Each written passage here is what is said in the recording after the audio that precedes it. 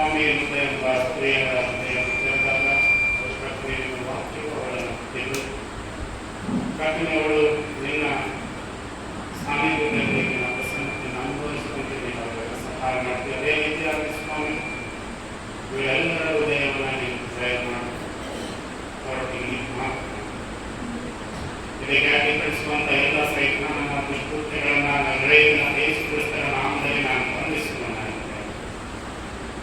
ಈ ವಾಕ್ಯವನ್ನು ಸಂಪೂರ್ಣವಾಗಿ ನಿಮ್ಮದೇ ಯೋಚಿಸುತ್ತಾ ನಗರೆಯಿಂದ ಯೇಸುಕ್ರಿಸ್ತರ ನಾಮದಲ್ಲಿ ಪ್ರಾರ್ಥಿಸ್ತೇನೆ. ದೇವರಿಗೆ ಸ್ತೋತ್ರವಾಗಲಿ. ನಜರೇತಿನ ಯೇಸುಕ್ರಿಸ್ತನ ನಾಮದಲ್ಲಿ ನಿಮ್ಮೆಲ್ಲರಿಗೆ ಈ ಶುಭ ಶುಕ್ರವಾರದ ಶುಭ ವಂದನೆಗಳನ್ನು ನಾನು ತಿಳಿಸುತ್ತಾ ಈ ಮಹಾ ಸೌಭಾಗ್ಯವನ್ನು ಪಟ್ಟಂತ ನನ್ನ ತಂದೆಯಾದ ದೇವರಿಗೆ ನಾನು ಮೊದಲು ಸ್ತೋತ್ರಗಳನ್ನು ಸಲ್ಲಿಸುತ್ತಾ ಮತ್ತು ಈ ಅವಕಾಶ ಮಾಡಿಕೊಟ್ಟಂಥ ವೇದಿಕೆಯ ಸಭಾಪಾಲಕರಿಗೂ ನನ್ನ ಜೊತೆ ಸೇವಕರಾದಂಥ ನನ್ನ ಸಭಾಪಾಲನ ಸಮಿತಿಯನ್ನು ತಮ್ಮೆಲ್ಲರಿಗೂ ಈ ಶುಭ ಶುಕ್ರವಾರದ ಶುಭ ವಂದನೆಗಳನ್ನು ತಿಳಿಸಿಕೊಂಡಾಗಿದೆ. ಎಲ್ಲರೂ ಹೆಸರಿಲ್ಲ ಟೈಮ್ ಭಾಳ ಆಗಿತ್ತು. ಅದು ಹೆಸರಿನಲ್ಲಿ ಒಂದು ವೇಳೆ ನಾವು ಹೆಸರಿಲ್ಲ ಅಂದರೆ ಯೇಸು ಸ್ವಾಮಿ ಮಾತಾಡ್ಬೋದು ಏನು ಮಾಡ್ತಾರೆ ಮಾತಾಡ್ಬೋದು. ಆ್ಯಕ್ಚುಲಿ ಈ ಸಪ್ತ ವಾಕ್ಯಗಳ ಧ್ಯಾನಗಳನ್ನು ನಾವು ಮಾಡುವಾಗ ನಾವು ಧ್ಯಾನಗಳನ್ನು ಮಾಡ್ತೀವಿ. ಆದರೆ ಆ್ಯಕ್ಚುಲಿ ಯೇಸು ಸ್ವಾಮಿ ಎಲ್ಲಿದ್ದಾರೆ ಎಲ್ಲ ಬರೋದ್ರೆ ಮತ್ತೆಲ್ಲ ಎಲ್ಲಿ ದೇವರ ವಾಕ್ಯಗಳು ಹಂಚಲ್ಪಡುತ್ತೆ, ಎಲ್ಲಿ ದೇವರ ವಾಕ್ಯಗಳು ಶೇರ್ ಆಗುತ್ತೆ, ಯಾರು ಮಾತಾಡ್ತಿರ್ತಾರೆ ಅವ್ರ ಮಧ್ಯದಲ್ಲಿ ಕಾಯ್ತಾನೆ. ಹಾಗಾದ್ರೆ ನಾವು ಹೀಗೆ ವಾಕ್ಯಗಳನ್ನು ಹಂಚ್ಕೊಳ್ತಾ ಇದ್ವಿ. ಈಗ ನಾನು ಬೆಳೆದಿರ್ತಾರೆ ಕಟ್ನಾಡು ಮಲ್ಯಾಳ ಆ ಹೆಸರು ಸರ್ವವ್ಯಾಪಿ. ಏನ್ರಿ ಸರ್ವವ್ಯಾಪಿ ಅಂದರೆ ಒಬ್ಬನು ಎಲ್ಲ ಸ್ಥಳದಲ್ಲಿ ಎಟ್ ಎ ಟೈಮ್ ಇರ್ತಾನೆ.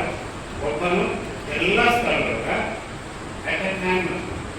ಅದಕ್ಕೆ ಒಂದು ಹೆಸರು ಏನಿದ್ರೆ ಸರ್ವವ್ಯಾಪಿ.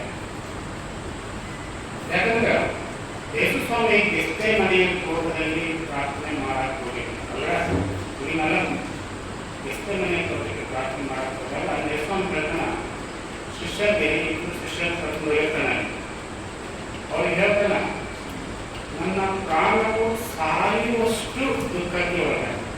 ಹೇಗಂದ್ರೆ ಸಾಯುವಷ್ಟು ದುಃಖಕ್ಕೆ ಒಳಗ. ಆದ್ದರಿಂದ ನೀವೇನು ಮಾಡ್ರಿ, ಎಚ್ಚರವಾಗಿದ್ದು ಅಲ್ಲೇ ಕೂತ್ಕೊಂಡು ಪ್ರಾರ್ಥನೆಯನ್ನ ಮಾಡಿ. ನಾನು ಸ್ವಲ್ಪ ದೂರ ಹೋಗಿ ಅಲ್ಲಿ ಪ್ರಾರ್ಥನೆ ಮಾಡ್ಕೊಳ್ತೇನೆ. ಅದಕ್ಕೆ ಎಚ್ಚರವಾಗಿದ್ದು ಪ್ರಾರ್ಥನೆ ಮಾಡಿ. ಅದಕ್ಕೆ ನೀವೇನಿರಬೇಕು, ಎಚ್ಚರವಾಗಿ. ಎಚ್ಚರಿದೆಯಲ್ಲ ಅಲ್ಲಿ ಯೇಸು ಸ್ವಾಮಿ ಎಚ್ಚರವಾಗಿದ್ದು ಪ್ರಾರ್ಥನೆ ಮಾಡಿ ಬರ್ತಾನ. ಹೊರಗೆ ಶಿಷ್ಯರು ಮಾಡಿರ್ತಾರೆ. ನಿಮ್ಮ ಅರ್ಥಲ್ಲ ಒಂದು ಕೆಲವು ಅಂಶಗಳನ್ನ ನನಗೆ ಪರಮಾಯಿಸುವಂತ ಟೈಮ್ನಲ್ಲಿ ನಾನು ಮಾತನಾಡಲಿಕ್ಕೆ ಇಷ್ಟಪಡ್ತೇನೆ. ಮತ್ತಾಯ ಬರೆದ ಸುವಾರ್ತೆ 27ನೇ ಅಧ್ಯಾಯ ವಚನ 45 ಮತ್ತು 46 ಯಾರಾದರೂ ಓದಿ. ಮಧ್ಯಾಹ್ನ 12 ಗಂಟೆಯಿಂದ 3 ಗಂಟೆಯವರೆಗೆ ಆ ದೇಶದ ಮೇಲೆಲ್ಲ ಕತ್ತಲಿಕವಿತ್ತು.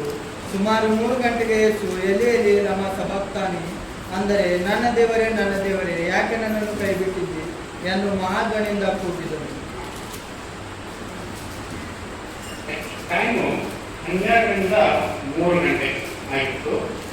ಆ ದೇಶದಲ್ಲಿ ಎಲ್ಲ ಏನಾಗಿತ್ತಂದ್ರೆ ಕತ್ತಲೆ ತುಂಬಿರುವಂತಾಗಿ ಮತ್ತೆ ಟೈಮ್ ಬರೋದು ಕತ್ತಲಾಗಿತ್ತು ಅನ್ನೋದ್ರ ಅರ್ಥ ಏನು? ಆ ಮನುಷ್ಯರಿಗೆ ಅದನ್ನೂ ಅರ್ಥ ಆಗಲಿಲ್ಲ ಅಂತ ದೇವರು ಮಾಡ್ತಾರೆ.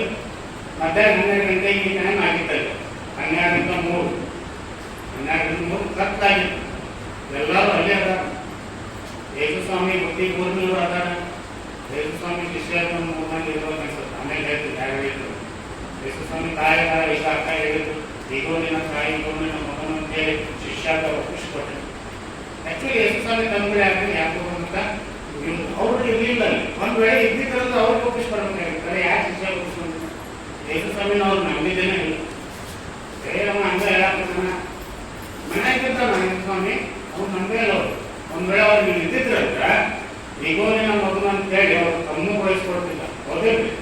ಯಾರಿಗೆ ತೋರಿಸ್ಕೊಟ್ಟಿಲ್ಲ? ಯೋಹಾನ ಪ್ರೀತಿಯ ಶಿಷ್ಯನಾದ ಯೋಹಾನ ಘೋಷ. ಎಲ್ಲರೂ ಇದ್ರು, ಎಲ್ಲರೂ ಕುಂತಿದ್ರು, ಮಾತಾಡ್ತಿದ್ರು. ಯೇಸು ಸ್ವಾಮಿ ಎಲ್ಲ ಮಾತಾಡ್ತಿದ್ರು, ಕೇಳಿಸ್ಕೊಂಡ್ತಿದ್ರು. ಹಾಗೇನಾಗಿತ್ತು? ಕತ್ತಲಾಗಿತ್ತು. ಈಗ ಮೊದಲೇ ಕತ್ತಾದ್ರೆ ನೀವೆಲ್ಲ ಬರೋದು ನೋಡ್ತಿದ್ರಿ. ಯಾಕೆ ಅವರು ಅದನ್ನು ಆಬ್ಸರ್ವ್ ಮಾಡಿ? ಸೃಷ್ಟಿ ಸಾಕ್ಷಿ ಕೊಡಕತ್ತೈತಿ, ಈತನು ಮನುಷ್ಯ ಕುಮಾರನು ದೇವರ ಮಗನು ಎಂತಾರೆ ಅಲ್ಲ. ಸಡನ್ ಆಗಿ ಕತ್ತಾಗೋದಂದ್ರೆ ಏನು? ಸೂರ್ಯ ಹೋಗ್ಬೇಕು ಅಲ್ಲ, ಸೂರ್ಯ ಒಂದು ಏನು ರಾತ್ರಿ ಬರ್ಬೋದು. ಕತ್ತಲಲ್ಲಿ ಏನಾಯ್ತಂದ್ರೆ ಸೃಷ್ಟಿನ ಸಾಕ್ಷಿ ಕೊಡಕತ್ತೈತಿ, ಆದ್ರೆ ಇನ್ನೂ ಅವ್ರ ಕಣ್ಣು ತೆರಲೇ. ಮಧ್ಯಾಹ್ನ 3 ಗಂಟೆ ಏನಾಯ್ತಂದ್ರೆ ಬೈಬಲ್ನ ಬಹಳ ವಿಶೇಷವಾದದ್ದು. ಎಲ್ಲ ಟೈಮ್ನಾಗ 3 ಗಂಟೆ ಅಂದ್ರೆ ಏನದು 3 ಗಂಟೆ? ಆಕ್ಚುಲಿ ಯಹುದಿ ಸಂಪ್ರದಾಯದ ಪ್ರಕಾರ ಬೆಳಗ್ಗೆ 6ರಿಂದ 9, 9ರಿಂದ 3 ಟೋಟಲ್ ಎಷ್ಟಾಗಿ ಅಲ್ಲಿ ಏನಂತ ಹೇಳ್ತಂದ್ರೆ 9ನೇ ತಾಸು ಎಂದು ಕರಿತೀವಿ. ಮತ್ತೆ ನಾನು 3 ಗಂಟೆಯಿಂದ 9 ಅಂದ್ರೆ 6ರಿಂದ 9ರವರೆಗೆ ಏನಾಗ್ತಿತ್ತು 9ನೇ ತಾಸು ಅಂತ ಕರೀತಾ ಇದ್ರು. ಅಲ್ಲಿ ಹೊಸ ಒಡಂಬಡಿಕೆಯಲ್ಲಿ ಅಪೊಸ್ತಲರ ಕೃತ್ಯಗಳು 3ನೇ ಅಧ್ಯಾಯ 1ನೇ ವಚನದಲ್ಲಿ ಹೇಳ್ತಿದ್ರೆ ಪೇತ್ರ ಯೋಹಾನರು 3 ಗಂಟೆಗೆ ಸಭಾಮಂದಿರಕ್ಕೆ ಹೋದರು. ಯಾಕಂತಂದ್ರೆ ಸಭಾಮಂದಿರದೊಳಗೆ ಪ್ರಾರ್ಥನೆ ನಡೆದಿರ್ತಾವ ಅಲ್ರಿ. ಏನಾಗ್ತಿತ್ತು? ಪ್ರಾರ್ಥನೆ ನಡೆದಿತ್ತು 3 ಗಂಟೆ ವಿಶೇಷವಾದದ್ದು. ಅದೇ ರೀತಿಯಾಗಿ ಯಜ್ಞನು 9ನೇ ಅಧ್ಯಾಯ 4ರಿಂದ 5 ಓದುವಾಗ ಬಿ ಭಾಗವನ್ನು ಓದುವಾಗ ಸಂಧ್ಯಾ ನೈವೇದ್ಯ ಸಮರ್ಪಣೆ ಅಲ್ಲಿ ಆಗ್ತಾ ಇತ್ತು. ಅವರು ಯಜ್ಞನು ಆ ಸಂಧ್ಯಾ ನೈವೇದ್ಯ 3 ಗಂಟೆಗೆ ಮಾಡ್ತಾ ಇತ್ತು. ಅದೇ ರೀತಿಯಾಗಿ ದಾನಿಯೇಲ 9:21 ನೋಡುವಾಗ ಯಾತ್ರಿಯ ಪುರುಷನು ಅವಸರವಾಗಿ ಹಾರಿ ಬಂದು ಸಂಧ್ಯಾ ನೈವೇದ್ಯ ಸಮಯದಲ್ಲಿ ದಾನಿಯೇಲನನ್ನ ಸಂದರ್ಶಿಸಿದನು. ಅದು 3 ಗಂಟೆ. ಅದು 3 ಗಂಟೆ ಎಂಬುದು ಯಜ್ಞದ ಟೈಮ್ ಆಗಿದ್ರೆ ಎಕ್ಸಾಮ್ ಏನಾಗುತ್ತೆ ಯಜ್ಞ ಆಗತನ ಇದನ್ನ ಮಾಡಿಕೊಳ್ಳಿ 3 ಗಂಟೆ ಟೈಮ್. ಆಕ್ಚುಲಿ ಧರ್ಮಶಾಸ್ತ್ರವನ್ನು ಕರೆಕ್ಟ್ ಆಗಿ ಅನುಸರಿಸ್ತಾ ಬಂದಿದ್ದಾರೆ 3 ಗಂಟೆ. ಶಿವಕರಣೆ 3 ಗಂಟೆ, 3 ಗಂಟೆ, 3 ಗಂಟೆ, 9ರಿಂದ 3 ಗಂಟೆ, 6ರಿಂದ 3 ಗಂಟೆ. ಇದು ಭಾಳ ಬೈಬಲ್ ಅಲ್ಲ, ಭಾಳ ಅಲ್ಲೇನ್ ಮಾಡಕತ್ತಾನೆ ಸ್ವಾಮಿ? ಪ್ರವರ್ತ ಪಡ್ತಾ ಇದ್ದಾನೆ, ನೋವು ಪಡ್ತಾ ಇದ್ದಾನೆ, ಕತ್ತಾಗಿದ್ದಿ ಎಲ್ಲರೂ ಕುಂತಾರ. ಮಹಾಧ್ವನಿಯಿಂದ ಏನ್ ಕೂತಾನ? ಏನಿ ಏನಿ ಲಮಾ ಸಬಕ್ತಾನಿ ಅಂದ್ರೆ ಏನು?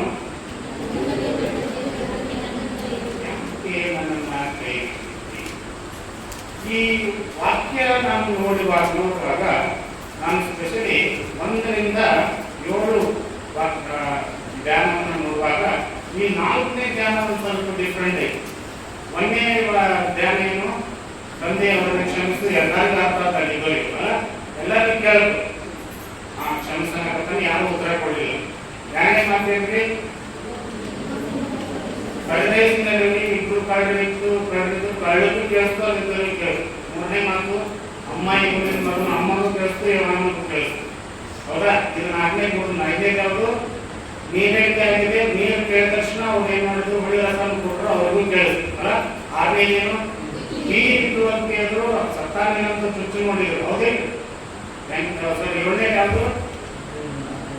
4ನೇ ಅಂತ. ಈ 4ನೇದು ಯಾಕೆ ಆಯ್ತು ಅರ್ಥ ಆಗಿಲ್ಲ ಅವ್ರಿಗೆ. ಎಷ್ಟು ಬೇಕಾ ಏನಿ ಏನಿ ಲಮ ಸಬಕ್ತಾನಿ ಅಂತ ಜೋರಾಗಿ ಮಹಾಧ್ವನಿಯಿಂದ ಹಂಗ ಕೂಗಿಲ್ಲ, ಹೆಂಗಿಲ್ಲ ಮಹಾಧ್ವನಿಯಿಂದ ಕೂಗಿರಂತ. ಅಲ್ಲಿ ನಿಂತವ್ರು ಎಲ್ಲರೂ ಎಲ್ಲಿಂದ ತೆರೆಯಕ ನೀವು ಅಂತಾರೆ. ಏನಂತಾರೆ? ಎಲ್ಲಿಂದ ತೆರೆಯಕ ನೋಡೋಣ ಎಲ್ಲಿ ಬರ್ತಾನ. ಈ ಮಾತು ಅವ್ರಿಗೆ ಯಾಕೆ ಅರ್ಥ ಆಗಿಲ್ಲ? ಯೇಸು ಸ್ವಾಮಿ ಎಲ್ಲ ಮಾತುಗಳನ್ನ ಕರೆಕ್ಟಾಗಿ ಹೇಳಿದ, ಎಲ್ಲ ಅರ್ಥ ಆಯ್ತು. ಈ 4ನೇ ಮಾತು ಏನಿ ಲಮ ಸಬಕ್ತಾನಿ. ಆಕ್ಚುಲಿ ಇದನ್ನ ಅರ್ಮಾಯ ಭಾಷೆ ಅಂತ ಕೆಲವರು ಹೇಳ್ತಾರೆ, ಕೆಲವೊಬ್ರು ಇಬ್ರು ಅಂತಾರೆ. ಆಕ್ಚುಲಿ ಅದರ ಅರ್ಥವನ್ನು ನಾವು ನೋಡುವುದಾದ್ರೆ ಬೈಬಲ್ನಲ್ಲಿ ಮಾರ್ಕನ ಸ್ವಾರ್ಥ ಮತ್ತು ಮತ್ತಾಯನ ಸ್ವಾರ್ಥವಾಗಿ ಮಾತ್ರ ಇದು ಬರೆಯಲ್ಪಟ್ಟೈತಿ. ಅದರ ಹಿಂದೆ ಮುಂದೆ ಇದು ಯಾವ ಭಾಷೆ ಅಂತ ಗೊತ್ತಿಲ್ಲ. ಅಲ್ಲೇ ಬರ್ತೈತಿ ಏನಿ ನಮ್ಮ ಸ್ವಾರ್ಥಾನಿ ನನ್ನ ದೇವರೇ ನನ್ನ ದೇವರೇ ಯಾಕೆ ನನ್ನನ್ನು ಕೈ ಬಿಟ್ಟಿದ್ದೆ? ಇದು ಯಾವ ಭಾಷೆ ಅಂತ ಬರುತ್ತೆ? ಯಾಕೆ ಯೇಸು ಸ್ವಾಮಿ ಏನೇ ನಮ್ಮ ಸಭಾಕಾಂಡ ಎಷ್ಟೇ ಮನೆ ತೋಟಕ್ಕೂ ಈ ವಾಕ್ಯಕ್ಕೂ ಇವೆ ಹೇಳ್ತೀನಿ, ಬಹಳ ಸಂಕ್ಷಿಪ್ತವಾಗಿ ಮುಗಿಸ್ತೇನೆ. ಎಷ್ಟೇ ಮನೆ ತೋಟ ಆ ದುಃಖ ಏನಂತಂದ್ರ ಅಲ್ಲಿ ಹೋಗಿ ನನ್ನ ಹೊಡಿತಾರ, ನನ್ನ ಉಗುಳ್ತಾರ, ಚಾಟಿಯನ್ನು ಕೊಡ್ತಾರ, ನನ್ನ ಗಡೆ ಹಾಕ್ತಾರ, ಕಿವಿ ಹಿಂಡ್ತಾರ, ಕೂಗ್ತಾರ, ಎಲ್ಲ ಮಾಡ್ತಾರ. ಆಗುವುದಿಲ್ಲ. ಆಲ್ರೆಡಿ ಯೇಸು ಸ್ವಾಮಿ ಆ ಕ್ರೂಜೆಯ ಮರಣಕ್ಕೆ ತನ್ನನ್ನು ಸಿದ್ಧಪಡಿಸಿಕೊಂಡಿದ್ದ. ಈಸ್ ರೆಡಿ, ಯಜ್ಞ ರೆಡಿ, ಯಜ್ಞದ ಕುರಿ ರೆಡಿ ಅಲ್ಲ, ತನ್ನನ್ನು ಸಿದ್ಧಪಡಿಸಿಕೊಂಡಿದ್ದ. Is already ready. ಯಾಕೆ ಆ ದುಃಖ? ಸಾಕಷ್ಟು ದುಃಖ ಅಂತಂದ್ರೆ ಏನಂದ್ರ ತಂದೆಯ ಪ್ರಸನ್ನತೆಯಿಂದ ಆ 9 ತಾಸು ಅಲ್ವೇ, ಆ ಯಜ್ಞದ ಸಮಯ 9 ತಾಸು ನಾನು ದೂರ ಇರ್ಬೇಕಲ್ಲ. ಏನಿರ್ಬೇಕು ನಾನು?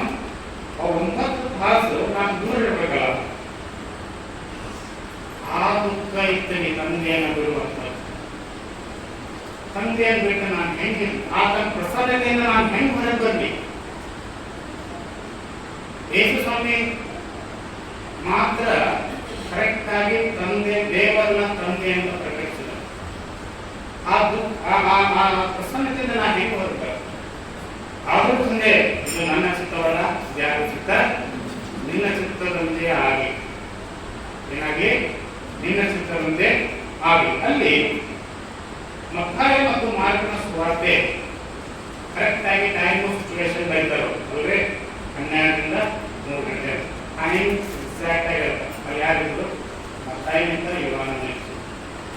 ಯಾಕೆ ಬೇಕು ಬರಲಿಲ್ಲ? ಬಹುಶಃ ಅವ ಎಲ್ಲಿದ್ದಿಲ್ಲ. ಎಲ್ಲಿ ಹೋಗಿದ್ದ? ಓಡೋಗಿದ್ದ. ಕಡೆ ರಾತ್ರಿ ಭೋಜನ ಭಾಳ ಚಂದವಾಗಿ ಪ್ರೆಸೆಂಟ್ ಮಾಡಿದ್ರು.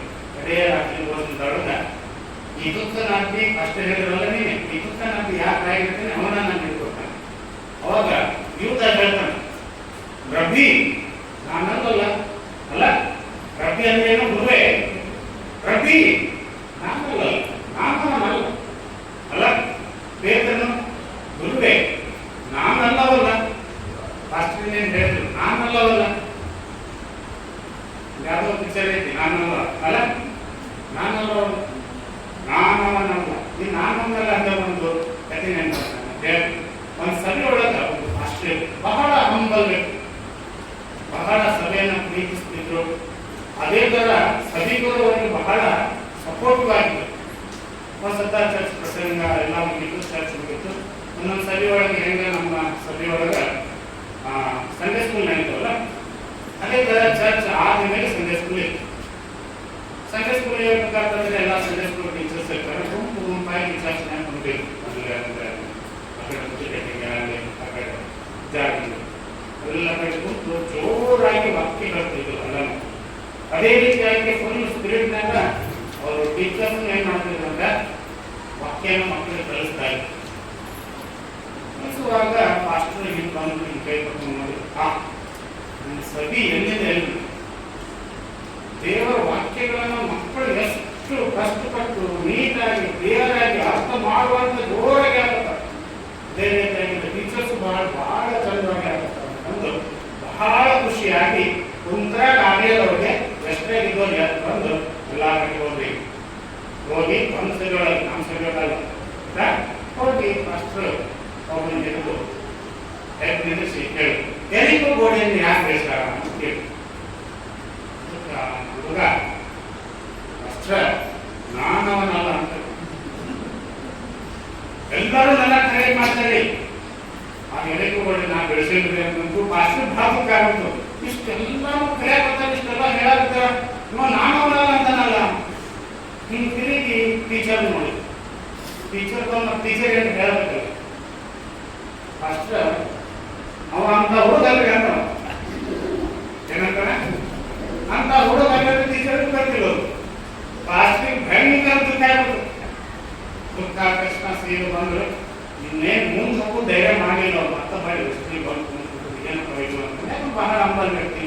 ನನ್ನ ಸರಿಯನ್ನು ಭಾಳ ಅಕ್ಷರ ಮಾಡ ಭಾಳ ಬೆಳಗ್ಗೆ ತಂದ್ಕೊಂಡು ಸಭಾ ಇದೆ ಬಂದು ಫಸ್ಟ್ ಕುಂತಾರ ಸಭೆ ಬರ್ಬೇಕು ಅಂದ ತಕ್ಷಣ ಫಸ್ಟ್ ಕರೆಯಕ್ಕಾಗಲಿಲ್ಲ ಅವ್ರು ಹೇಳಿದ್ರು ಫಸ್ಟ್ ಏನಪ್ಪ ಸಭೆ ಹೇಳಿದ್ರ ಸಭೆ ಏನು ನಾನು ಹೋಗಿ ಹಿಂಗೆ ಕೇಳಿದೆ ಎಲ್ಲಿಗೂ ಕೂಡ ಯಾರು ಬೇಕಾಗಿಲ್ಲ ನಾನು ಒಂದಲ್ಲ ಅಂತನಲ್ಲ ಇವ ಮತ್ತು ಟೀಚರ್ ಹೇಳಿದ್ರು ಅಮ್ಮ ಅಂತ ಹುಡುಗಲ್ರಿ ಅಂತ ಅದು ಸಭಾ ಹೇಳಿದ ಫಸ್ಟ್ ನೀವೇನು ಭಾಷಣ ಮಾಡ್ಕೊಬೇಕ್ರಿ ನನಗೆ ಅನಿಸ್ತೈತ್ರಿ ಅವ್ರಿಬ್ರು ಅಂತವ್ರಲ್ರಿ ಏನು ಹೇಳ ಅವ್ರಿಬ್ರು ಅಂತವ್ರಲ್ರಿ ಅಂತ ಕ್ಲಾಸಿಗೆ ಇನ್ನೊಂದು ಬೇಕಾದ್ರೆ ಅವ್ರಿಬ್ರು ಅಂತವ್ರಲ್ರಿ ಈ ಮನುಷ್ಯನ ಅವನ ಅಂತ ಇನ್ನೊಂದು ಕಾಪಾಡ್ಕೊಂಡು ಸುಮ್ಮನೆ ಕುಂತು ನಮ್ಗೆ ಸುಮ್ಮನೆ ಕುಂತ ಮೇಲೆ ನಮ್ಗೆಲ್ಲರೂ ಎಲ್ಲ ಸಂಜೆ ಒಳಗೆ ಲೇಡಿ ಇರ್ತಾರಲ್ಲ ಯಾರು ಮಹಿಳಾ ಸಭಾ ಇರ್ತಾವ್ರು ಬಂದು ನಾಳೆ ಸೇವೆಯವರು ಬಂದು ಕುಂತು ಈ ವಿಷಯ ಪ್ರಸ್ತಾಪ ಮಾಡಿದ್ರೆ ಒಬ್ಬರ ಇದನ್ನು ಏನು ಮಾಡಿದ್ರೆ ತೀರ್ಮಾನ ಮಾಡಬೇಡ್ರಿ ಇನ್ನೊಬ್ಬನು ಕರಿತೀನಿ ಇನ್ನೊಬ್ಬನು ಬಂದು ಅವ ಅಂತ ಈ ಬಸ್ ಇದು ಭಾಳ ಪ್ರಾಬ್ಲಮ್ ಇತ್ತು ಮಾಜಿ ಸಭೆಯನ್ನು ಬಸ್ ಮಾಡಿ ಮಾಜಿ ಸಭೆ ಬಂದ್ರೆ ಎಲ್ಲ ಬಂದು ಮೀಟಿಂಗ್ ಮಾಡು ಅಷ್ಟು ನೋಡು ನೀವು ಏನಾದ್ರು ಮಾಡ್ತಾರೆ ಅಂತ ನಾವು ಒಪ್ಪಿಬೇಕು ಅವಾಗ ನಿಂತು ಮಾಜಿ ಸಭೆಯಲ್ಲ ಕೂಡ ಮಾತಾಡಿ ಲೇಡಿ ಮಾಡಿರ್ತಾರೆ ಮಹಿಳಾ ಇಬ್ಬರು ನಿಂಗೆ ಹೇಳಿ ಅಷ್ಟ ಇದು ಹಿಂಗಾಗಿ ಬ್ಯಾಡ್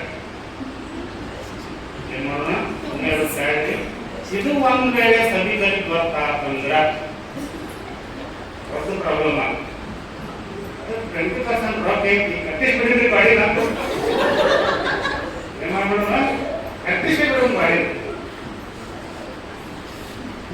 ಮಾಸ್ಟರ್ಗೆ ಏನು ನೀವೆಲ್ಲರೂ ಏನು ಮಾಡ್ತಾ 20% ರೊಕ್ಕ ಕಟ್ಸು ಭಾಳ ಏನಾದ್ರು ಅಂತ ಹೇಳಿದ್ರು ಅಷ್ಟು ಸ್ಟಾರ್ಟ್ ಆಯ್ತು ಅಂತ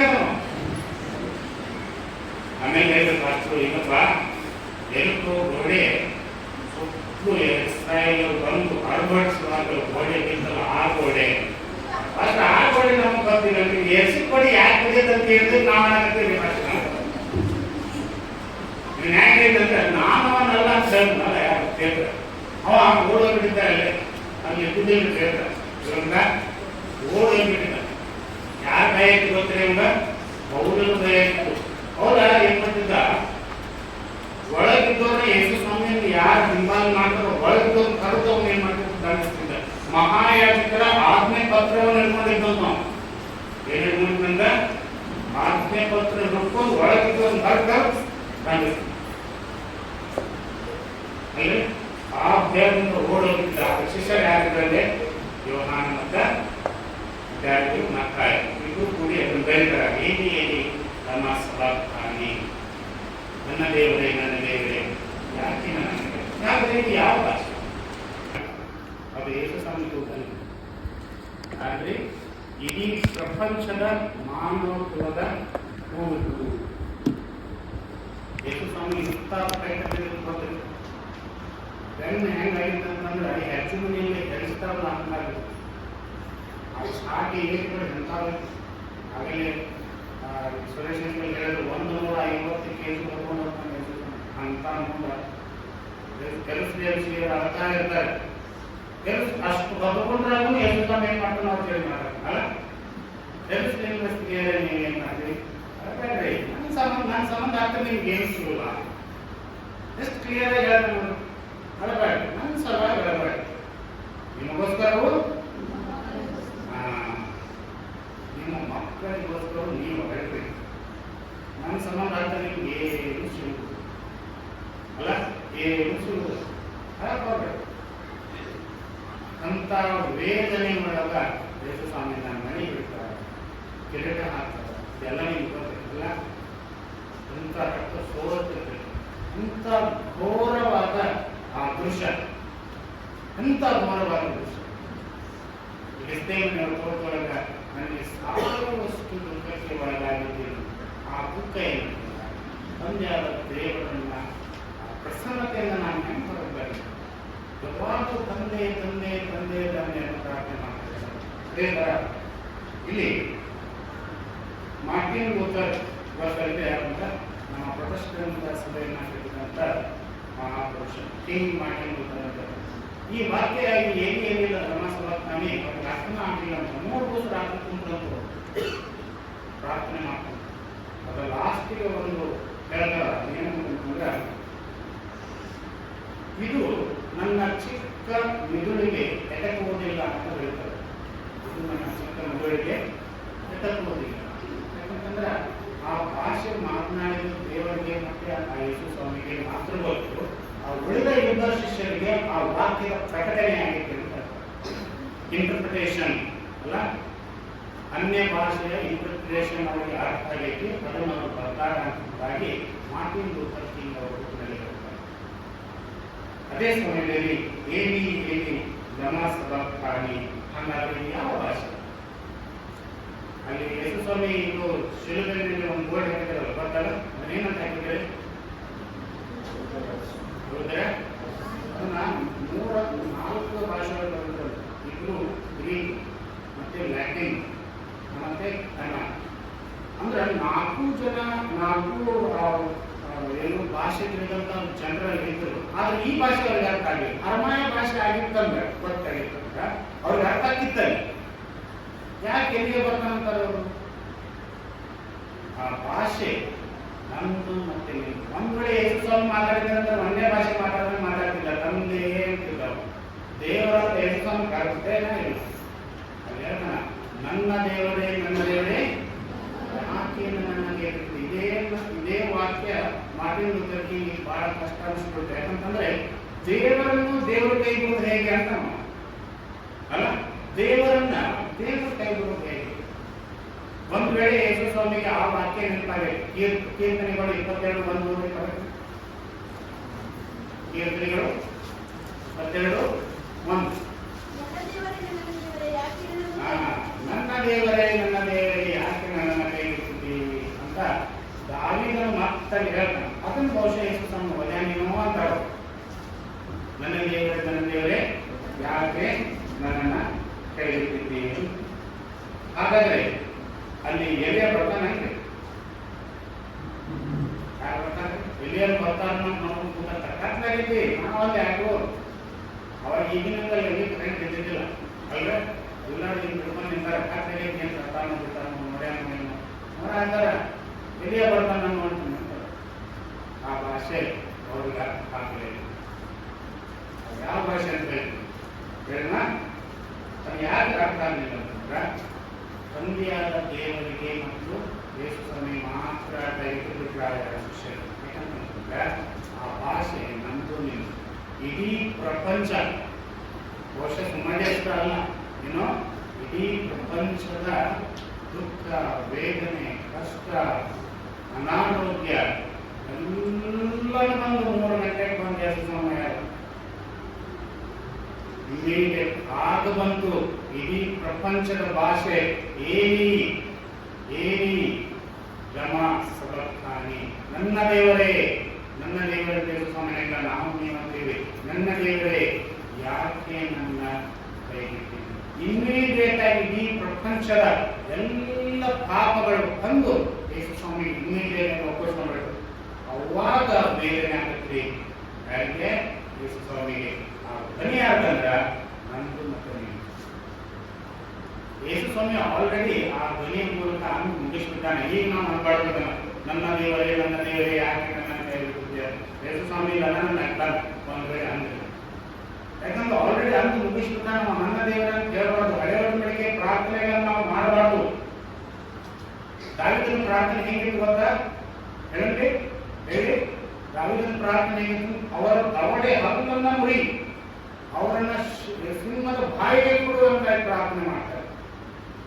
ಅದು ಹಳೆ ಒಡಂಬಡಿಕೆ ಪ್ರಾರ್ಥನೆ, ಅದು ಹಂಗೆ ಇತ್ತು ಅಲ್ರಿ? ಕಣ್ಣಿಗೆ ಕಣ್ಣು, ಕೈಗೆ ಕೈ, ರಕ್ತಕ್ಕೆ ರಕ್ತ, ಅದು ಹಂಗೆ ಇತ್ತು. ಹಂಗ ಅವ್ರ ಆ ಪ್ರಾರ್ಥನೆ ನೀವು ಈಗ ಮಾಡಿದ್ರಲ್ಲ, ಮೊದಲು ಹಲ್ಮುರಿ ನಮ್ದೆ ಅಲ್ಲ, ಮೊದಲು ನಮ್ದೇ ಹಲ್ಮುರಿದೆ. ಆಲ್ರೆಡಿ ದೇವರು ಸೆಟಲ್ ಮಾಡ್ಕೊಂಡ್ಬಿಟ್ಟಿದ್ದಾರೆ. 30 ವರ್ಷ ಲಾಲನೆ ಪಾಲನೆ ಮಾಡ್ಯಾರ. ಯಾರು? ಮರಿಯಾರು ಅಲ್ರಿ? ಬಹಳ ಚಂದ ಹೇಳಿದ್ರು ಅಕ್ಕ, ಲಾಲನೆ ಪಾಲನೆ ಮಾಡಿದ್ರೆ ಜವಾಬ್ದಾರಿ ಹ್ಯಾಕ್ ಜವಾಬ್ದಾರಿ ಕೊಟ್ಟಿದ್ದಾಗಿ ಯೇಸು ಸ್ವಾಮಿನ ಆತ ಲಾಲನೆ ಪಾಲನೆ ಮಾಡ್ಯಾರ. ಡೈಪರ್ ತೆಗೆದಿರ್ಬೇಕು ಅಲ್ಲ, ಮಕ ವರ್ಷಿರ್ಬೇಕು, ಜಾತ ವರ್ಷ ಯೇಸು ಸ್ವಾಮಿ ಕೂರಿಸಿದಾಗ ತಾಯಿ ಏನ್ ಮಾತಾಡ್ರಿ ಎಲ್ಲನೂ ಮಾಡ್ಯಾರ. ಜವಾಬ್ದಾರಿ ವಹಿಸ್ಬೇಕು. 30 ವರ್ಷ ಮಟ್ಟ ಏನ್ ಮಾಡಿದ್ರು ಯೇಸು ಸ್ವಾಮಿ? ತನ್ನನ್ನು ರೆಡಿ ಮಾಡ್ಕೊಂಡಿದ್ದ. 12 ವರ್ಷ ನಾವು ಆಗಾಗಿನ ಸಭಾಮಂದಿರದೊಳಗೆ ನಾನು ನನ್ನ ತಂದೆಯ ಕೆಲಸದಲ್ಲಿ ನಿನಗೆ ಗೊತ್ತಿಲ್ಲವೋ ಅಂತ ಅಲ್ಲ, ನಿನಗೆ ಗೊತ್ತಿಲ್ಲವೋ ಅಂದ್ರೆ ತಂದೆ ಕೆಲಸ ಅವಾಗಿಂದ ರೆಡಿ ಹಾಕುವಂತ ಅವನೇ ಗೊತ್ತು, ಇಲ್ಲೇ ಬಂದು ನಾನು ಏನ್ ಮಾಡ್ತಾರ ಬಲೆ ಮಾಡ್ತಾರ ಅಂತ ಗೊತ್ತು, ಆಲ್ರೆಡಿ ರೆಡಿ ಇದ್ದ. ಆ ಕೂಗು ನಮ್ದು ನಾವು ನಿನ್ನೆ ಬಹಳ ಅಬ್ಸರ್ವ್ ಮಾಡಿದೆ. ಆಲ್ಮೋಸ್ಟ್ ಒಬ್ಬೊಬ್ರು ಬರ್ತಾರ, ಒಬ್ಬೊಬ್ರು ಬರೋದನ್ನೇ ಇಲ್ಲ. ಯಾವಾಗ ಇಲ್ಲೇ ಪಾಸ್ಟರ್ ಏನೋ ರಾತ್ರಿ ಭೋಜನ ಇದು ನನ್ನ ನೆನಪಿಸ್ಕೊಡ್ಬೇಕು, ನೀವು ಮಾಡ್ರಿ ಯಾರು ಬರೋದಿಲ್ಲ. ಯಾಕಂದ್ರೆ ಏನು ಮಾಡ್ಬಿಡ್ತಾರೆ, ಸಂಜೆ ಇರುತ್ತೆ ನೀರು ಕೊಟ್ಬಿಡ್ತಾರೆ, ನಿಮ್ಗೆ ಹಾಕೋದು ಏನಾಗಿರುತ್ತೆ. ನಾವು ಅವ್ರು ನಮ್ಮ ಮನೆಗೆ ಮುಂಜಾನೆ ಇದು ಏನೋ ರಾತ್ರಿ ಮುಂದೆ ಬಿಡೋ ಬಂದಿರ್ತಾರೆ, ಸಂಜೆ ಕೊಡ್ಬೋದು. ಯಾಕ ನೀರು ಕೊಟ್ಬಿಟ್ಟಿರ್ತಾರೆ ಅಲ್ಲ. ಇನ್ನು ಎಷ್ಟು ವರ್ಷ, ಹೋದ ವರ್ಷನೂ ಬಂದಿಲ್ಲ, ಇಲ್ಲ ನೆಕ್ಸ್ಟ್ ಟೈಮ್ ಹೋಗ್ತೀನಿ, ಈ ವರ್ಷನೂ ಬಂದಿಲ್ಲ, ನೆಕ್ಸ್ಟ್ ಟೈಮ್ ಹೇಗೆ ಹೋಗ್ತೀನಿ, ಆ ವರ್ಷನೂ ಬರೋದಿಲ್ಲ. ಕ್ರಿಸ್ತನಲ್ಲಿ ಪ್ರೀತಿಯುಳ್ಳ ದೇವಜನರೇ, ಮರಣಕರ ಪಾಪ, ಮರಣಕರ ಬಲ್ಲದ ಪಾಪ ಅಂತ ಎರಡು ಪಾಪ. ಅದು ಮರಣಕರ ಪಾಪ, ಮರಣಕರ ಬಲ್ಲದ ಪಾಪ. 1 ಯೋಹಾನ 5:14 ಬೇಗ ನೋಡಿ. 1 ಯೋಹಾನ 5:14.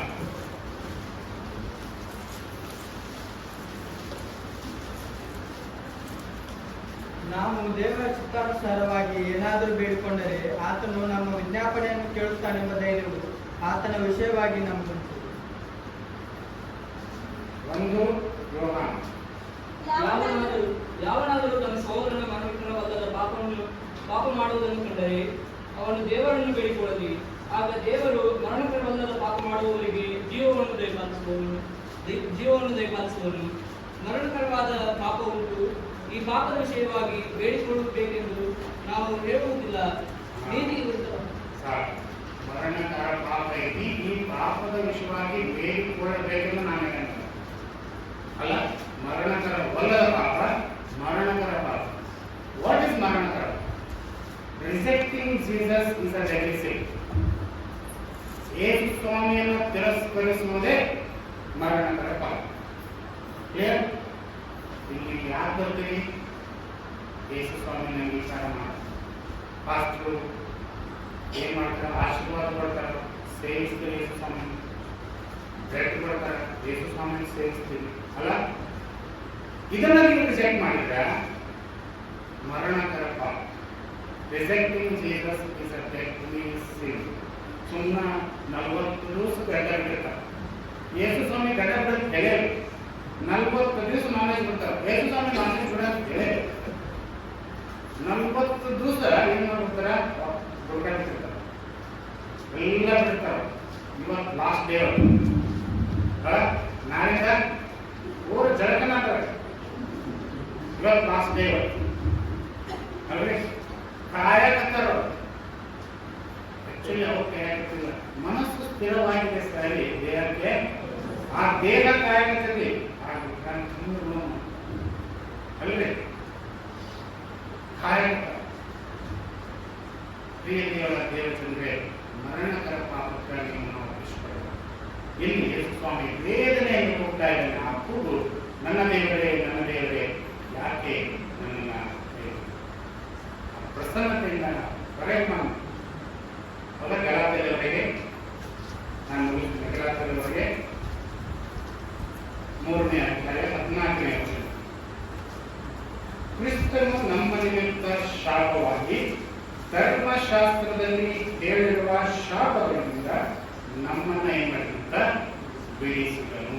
ಧರ್ಮಶಾಸ್ತ್ರದಲ್ಲಿ ಹೇಳಿರುವ ಶಾಪಗಳು ಧರ್ಮೋಪದೇಶ ಕಾಂಡ 28ನೇ ಅಧ್ಯಾಯ ವಚನ 20-30 ಓದಿದ್ರ ಧರ್ಮೋಪದೇಶದಲ್ಲಿ ಧರ್ಮಶಾಸ್ತ್ರದಲ್ಲಿ ಇರುವಂತ ಎಲ್ಲ ಶಾಪಗಳಲ್ಲಿ ಬರಬೇಕು. ಧರ್ಮೋಪದೇಶ ಕಾಂಡ 28ನೇ ಅಧ್ಯಾಯ 20-30 ವಚನ ಓದುವಾಗ ಧರ್ಮಶಾಸ್ತ್ರದಲ್ಲಿ ಬರೆದಂತ ಎಲ್ಲ ಶಾಪಗಳು ಅಂತ ಹೇಳಲ್ಪಟ್ಟಿದೆ. ಗಲಾತ್ಯ 3:14 ಕ್ರಿಸ್ತನು ನಮ್ಮ ನಿಮಿತ್ತವಾಗಿ ಶಾಪವಾಗಿ ಧರ್ಮಶಾಸ್ತ್ರದಲ್ಲಿ ಹೇಳಿರುವ ಎಲ್ಲ ಶಾಪ, 1, 2, 3 ಅಲ್ಲ, ಎಲ್ಲ ಶಾಪಗಳಿಂದ ನಮ್ಮನ್ನ ಬೆಳೆಸಿದನು. ಆ ಶಾಪ ಎದುರು ಬರ್ತ ಆದಿಕಾಂಡದಿಂದ ಪಂಚ ಗ್ರಂಥಗಳು ಬರ್ತದೆ. ಆದಿಕಾಂಡ ಒಳಗ ಅವಳಿಗೆ ಶಾಪ ಕೊಡ್ತಾರೆ. ಸ್ವಾಮಿ ಏನ್ ಕೊಡ್ತಾನೆ? ಆದಾಮ ಹವ್ವಳು ಮಾಡಿದಂತ ಪಾಪಕ್ಕಾಗಿ ಭೂಮಿಗೆ ಶಾಪ ಬಂತಂತೆ.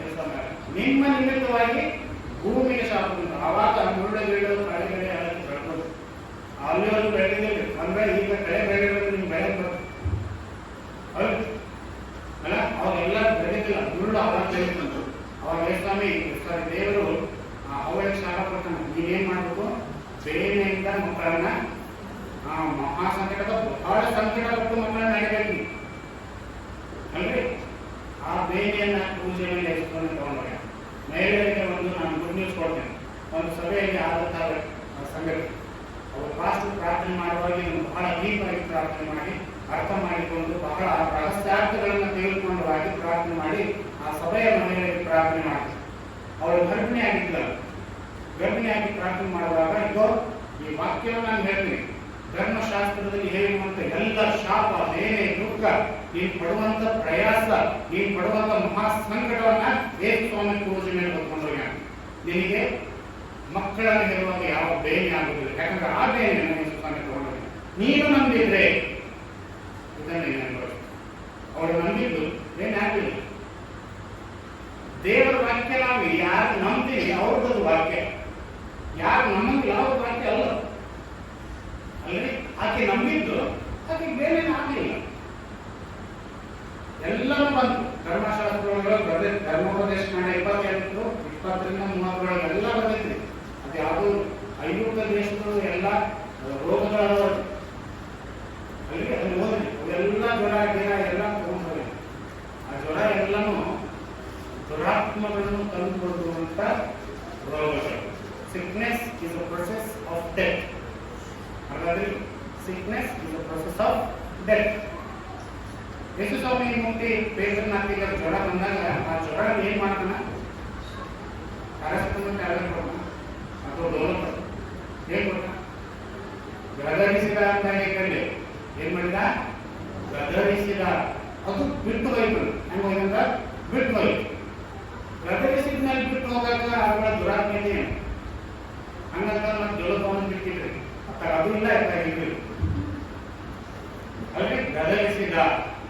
ಅದು ಬಿಟ್ಟು ಆ ಬೇನೆಗಳನ್ನ ತನ್ನ ಮೇಲೆ ಹೊತ್ತುಕೊಂಡು ಪುರುಷೆಯ ಮರಣವನ್ನು ಮುಂದುವಷ್ಟು ವಿಧೇಯನಾದನು ಅಂತ ಹೇಳಲಾಗಿದೆ. ಹಾಗಾದ್ರೆ ಆ ಕೂಗು ಯಾರು? ನನ್ನದು ಮತ್ತು ನಿಮ್ಮ ಕೆಲವೊಂದು ಸುಳ್ಳುಗಳು ನಮ್ಮ ತೆಗೆಯನ್ನು ಇಟ್ಕೊಂಡಿರ್ತಾರೆ. ಸುಳ್ಳುಗಳು. ಆ ಶೂನ್ಯ ಪೌಲ ನಾನು ಬಿಡದು ಬೆಳೆಯಕ್ಕೆ ಯಾರ ಕಾರಣ? ಮಹಾಯಾಜಕರು ಮತ್ತು ಅಲ್ಲಿರುವಂತಹ ಪಾಸ್ಟ್ರೇಟ್ ಕಮಿಟಿ ಕಾರಣ. ಇದರಿಗೆ ನನ್ನ ಧ್ಯಾನವನ್ನು ನಾನು ಮುಗಿಸ್ತೇನೆ. ಅಲ್ಲಿ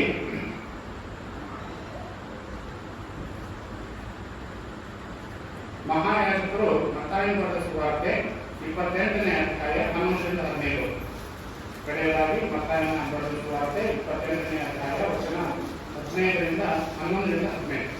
ಅವರು ಹೋಗುತ್ತಿರುವಾಗ ಕಾವಲುಗಾರರಲ್ಲಿ ಕೆಲವರು ಪಟ್ಟಣದೊಳಗೆ ಬಂದು ನಡೆದ ಸಂಗತಿಗಳನ್ನೆಲ್ಲ ಮಹಾಯಾಜಕರಿಗೆ ತಿಳಿಸಿದರು.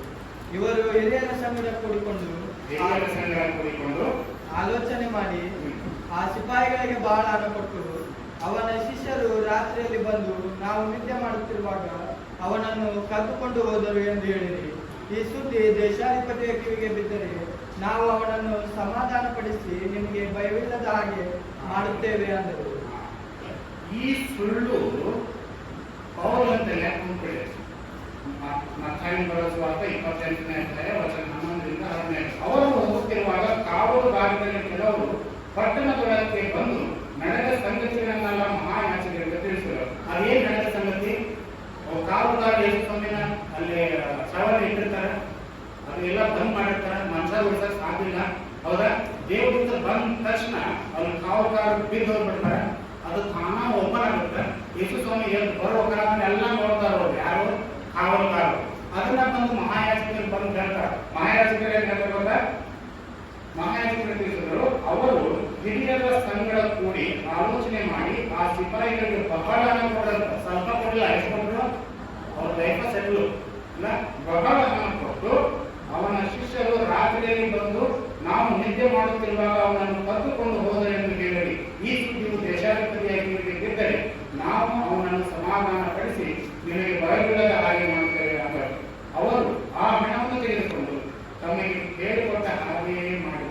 ಈ ಮಾತು ಇದು ಇಂಪಾರ್ಟೆಂಟ್. ಈ ಮಾತು ಇಂದಿನವರೆಗೂ ಯಹೂದ್ಯರ ತಲೆಯಲ್ಲಿ ಐತಿ.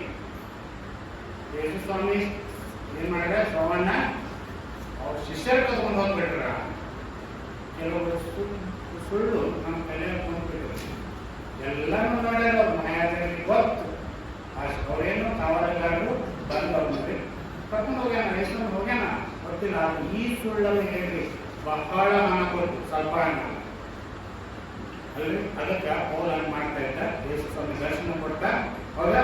ಯೇಸು ಸ್ವಾಮಿ ಹೇಳ್ತಾನ, ನೀನು ಹಿಂಸೆ ಪಡಿಸುತ್ತಿರುವ ಯೇಸುವೆ,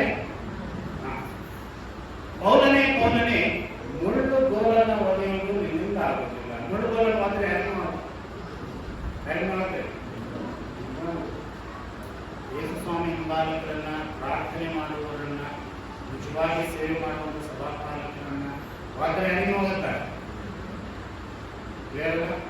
ಇಲ್ಲಿ ಆ ಏನೇ ತೋರುವಂತ ಯೇಸು ಸ್ವಾಮಿ ಏನಿ ನಮ್ಮ ಸಭಾನಿ ಇಮಿಡಿಯೇಟ್ ಧರ್ಮೋಪದೇಶ ಕಾಂಡ 28ನೇ ಅಧ್ಯಾಯ 20ರಿಂದ 30ನೇ ವಚನವಿರುವಂತೆ ಎಲ್ಲ ರೋಗಗಳನ್ನು ಹೊತ್ತುಕೊಂಡು ಭಾರವಾಗಿ ನಿಂತಿದ್ದ. ಅವಾಗ ಬಂತು, ನನ್ನ ದೇವರೇ ಯಾಕೆ ನನ್ನ ಕೈ ಕೂಗು ನಮ್ಮದು ನಮ್ದು ಕೂಗನ ಯೇಸು ಸ್ವಾಮಿ ಅವರು ಕೂಗದೇ ಇದ್ದರೆ ಈಗ ನಾವು ಇನ್ನೂ ಕಷ್ಟಪಟ್ಟಿದ್ವಿ, ನೋವು ಪಡ್ತಿದ್ವಿ, ದುಃಖಪಡ್ತಿದ್ವಿ, ರೋಗವಾಸಾಗ್ತಿದ್ವಿ ಅಲ್ಲ. ನಾವು ಯಾರು ಎತ್ತಿರಲಿಲ್ಲ. ಮೊನ್ನೆ ಮಾತನಾಡಿ ಫಸ್ಟ್ ಹೇಳಿದ್ರು, ನಾವು ಯಾರು ಎತ್ತಿರಲಿಲ್ಲ. ಒಂದು ಕಡೆ ಅವಾಗ ಯೇಸು ಸ್ವಾಮಿದು ಏನು ವೇ ಚೇಂಜ್ ಆಗಿತ್ತು ಅಂತಂದ್ರೆ ನಾವು ಯಾರು ಎತ್ತಿರಲಿಲ್ಲ. ಯೇಸು ಸ್ವಾಮಿ ನಮಗೋಸ್ಕರ ಪ್ರಾಣ ಕೊಟ್ಟಾನ. ಇನ್ನು ಎಷ್ಟು ದಿನ ಅಂತ ನಾಳೆ ಯಾವಾಗ ನೀವು ಯೇಸು ಸ್ವಾಮಿ ಕರ್ಕೊಂಡು ಹತ್ರ ಬರುವುದು? ಅಕ್ಕ ಬಾಯಿ ಸ್ವಾಮಿ ಹೇಳಿದ್ರು, ಯವನಸ್ಥರ ಪತ್ತಿನ ಟಾರ್ಗೆಟ್ ಮಾಡ್ತಾ ಇದ್ದೀವಿ. ಯವನಸ್ಥರು ಯಾವಾಗ ಬರೋದು ನೀವು? ನಿನ್ನೆ ಯಾರು ಬಂದಿದ್ದೀನೇ ಇಲ್ಲ. ಯಾಕಂದ್ರೆ ಅವ್ರು ಹೇಳ್ಬಿಡಿ ಮತ್ ಮುಂದಿನ ವರ್ಷ ಯಾವಾಗ ಮುಂದಿನ ವರ್ಷ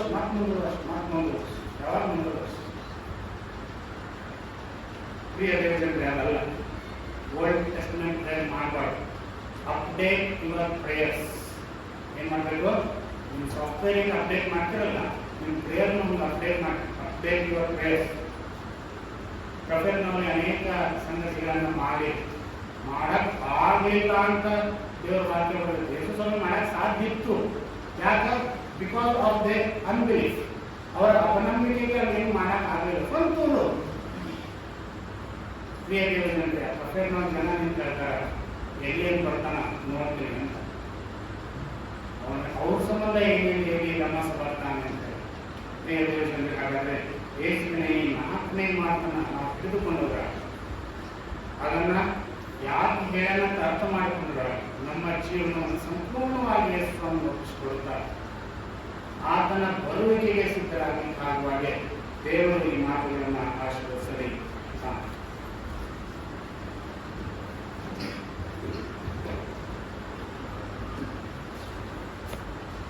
ನಾಲ್ಕೇ ಮಾತನ್ನು ಉತ್ತಮವಾದ ರೀತಿಯಲ್ಲಿ ಬೋಧಿಸಿದಂಥ ಸಮಾಜದ ಸುದೇಶವನ್ನು ಅವರಿಗೆ ವಂದನೆಗಳು. ಈಗ ನಾವು 5ನೇ ಮಾತನ್ನ ಕೇಳೋದಕ್ಕೆ ಸಿದ್ಧರಾಗುವ ಹಾಗೆ ಒಂದು ವಿಶೇಷ ಗೀತೆಯನ್ನು ಆಲಿಸೋಣ. ಕುಮಾರಿ ಸುಪ್ರಿಯಾ ಎನ್ನುವರು ಮುಂದೆ ಬಂದು ವಿಶೇಷ ಗೀತೆ ಹಾಡುವಂತೆ ಕೇಳಿಕೊಳ್ಳುತ್ತೇವೆ.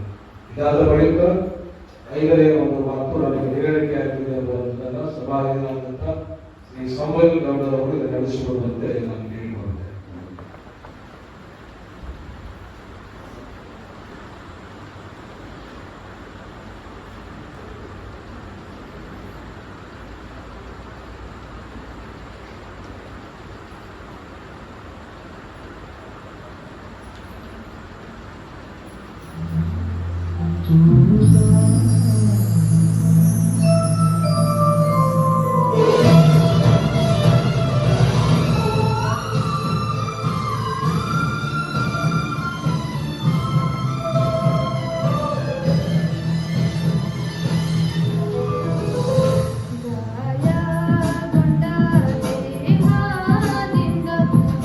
ಶಿಲುಬೆ ಮೇಲೆ ತೂಗಾಡುತ್ತಾ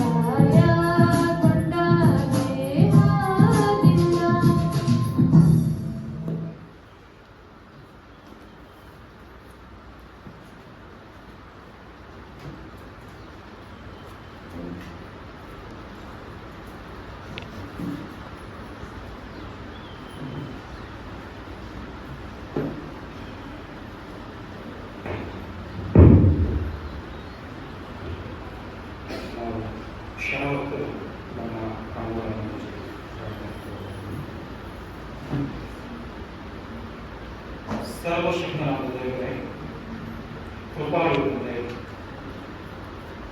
ಈ ಒಂದು ಪವಿತ್ರವಾದ ದಿನದಲ್ಲಿ ಕರ್ತನೆ ದೇವಾಲಯದಲ್ಲಿ ಕೂಡಿಕೊಳ್ಳುವ ಭಾಗ್ಯವನ್ನು ಕೊಟ್ಟಿಗೆ ಬಯಸುತ್ತಾರೆ.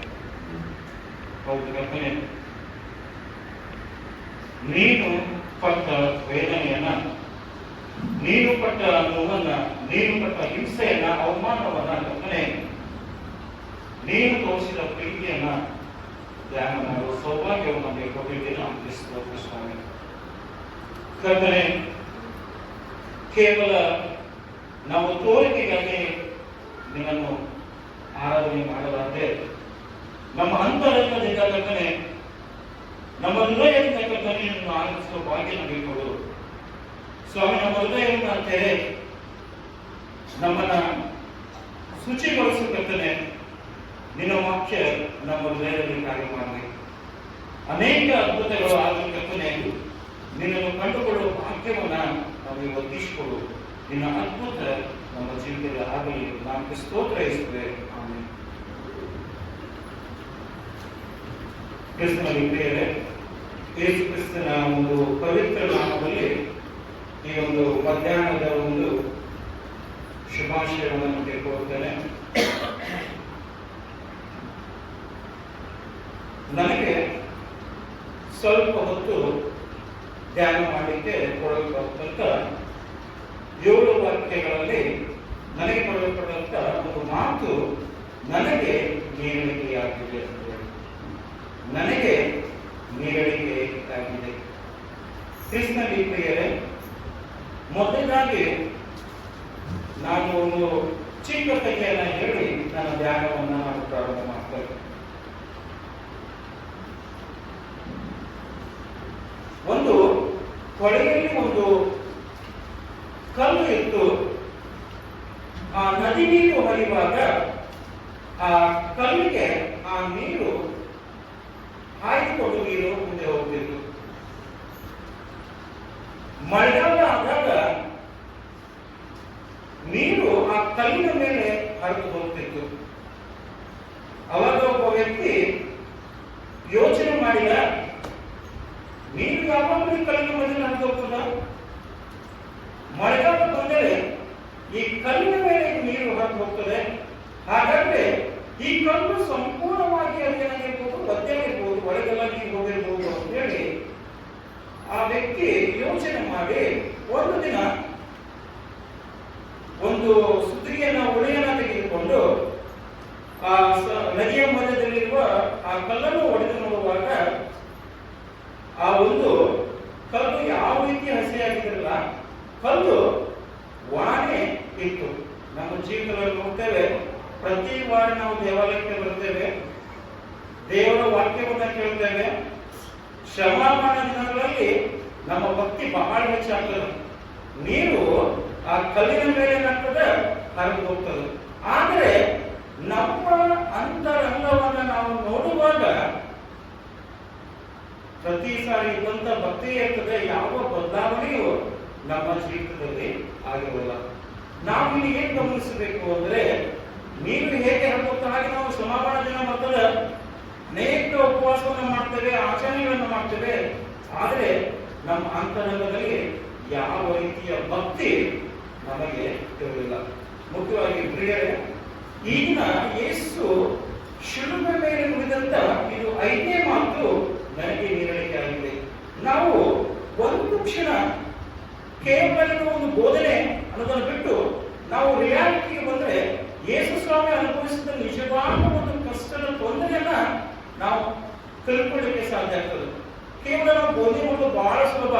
ಯೇಸು ಕ್ರಿಸ್ತನಿಗೆ ಮಳೆ ಹೊಡೆದ್ರು, ಯೇಸು ಕ್ರಿಸ್ತನಿಗೆ ಉಳಿದ್ರು, ಯೇಸು ಕ್ರಿಸ್ತನಿಗೆ ಹಿಂಸೆಯನ್ನು ಕೊಟ್ಟರು ಅಂತ ನಾವು ಹೇಳ್ಬೋದು. ಆದ್ರೆ ಸ್ವಲ್ಪ ಜನ ನಾವು ಈ ಒಂದು ಕೇವಲ ಬೋಧನೆ ರಿಯಾಲಿಟಿ ಕಡೆ ಬಂದಾಗ ಯೇಸು ಕ್ರಿಸ್ತ ಎಷ್ಟು ನೋವನ್ನು ಅನುಭವಿಸಿರ್ಬೇಕು, ಎಷ್ಟು ಒಂದು ತೊಂದರೆ ಅನುಭವಿಸಿರ್ಬೇಕು, ಅವನಿಗೆ ಎಷ್ಟು ಬಾಧೆ ಆಗಿರಬೇಕು.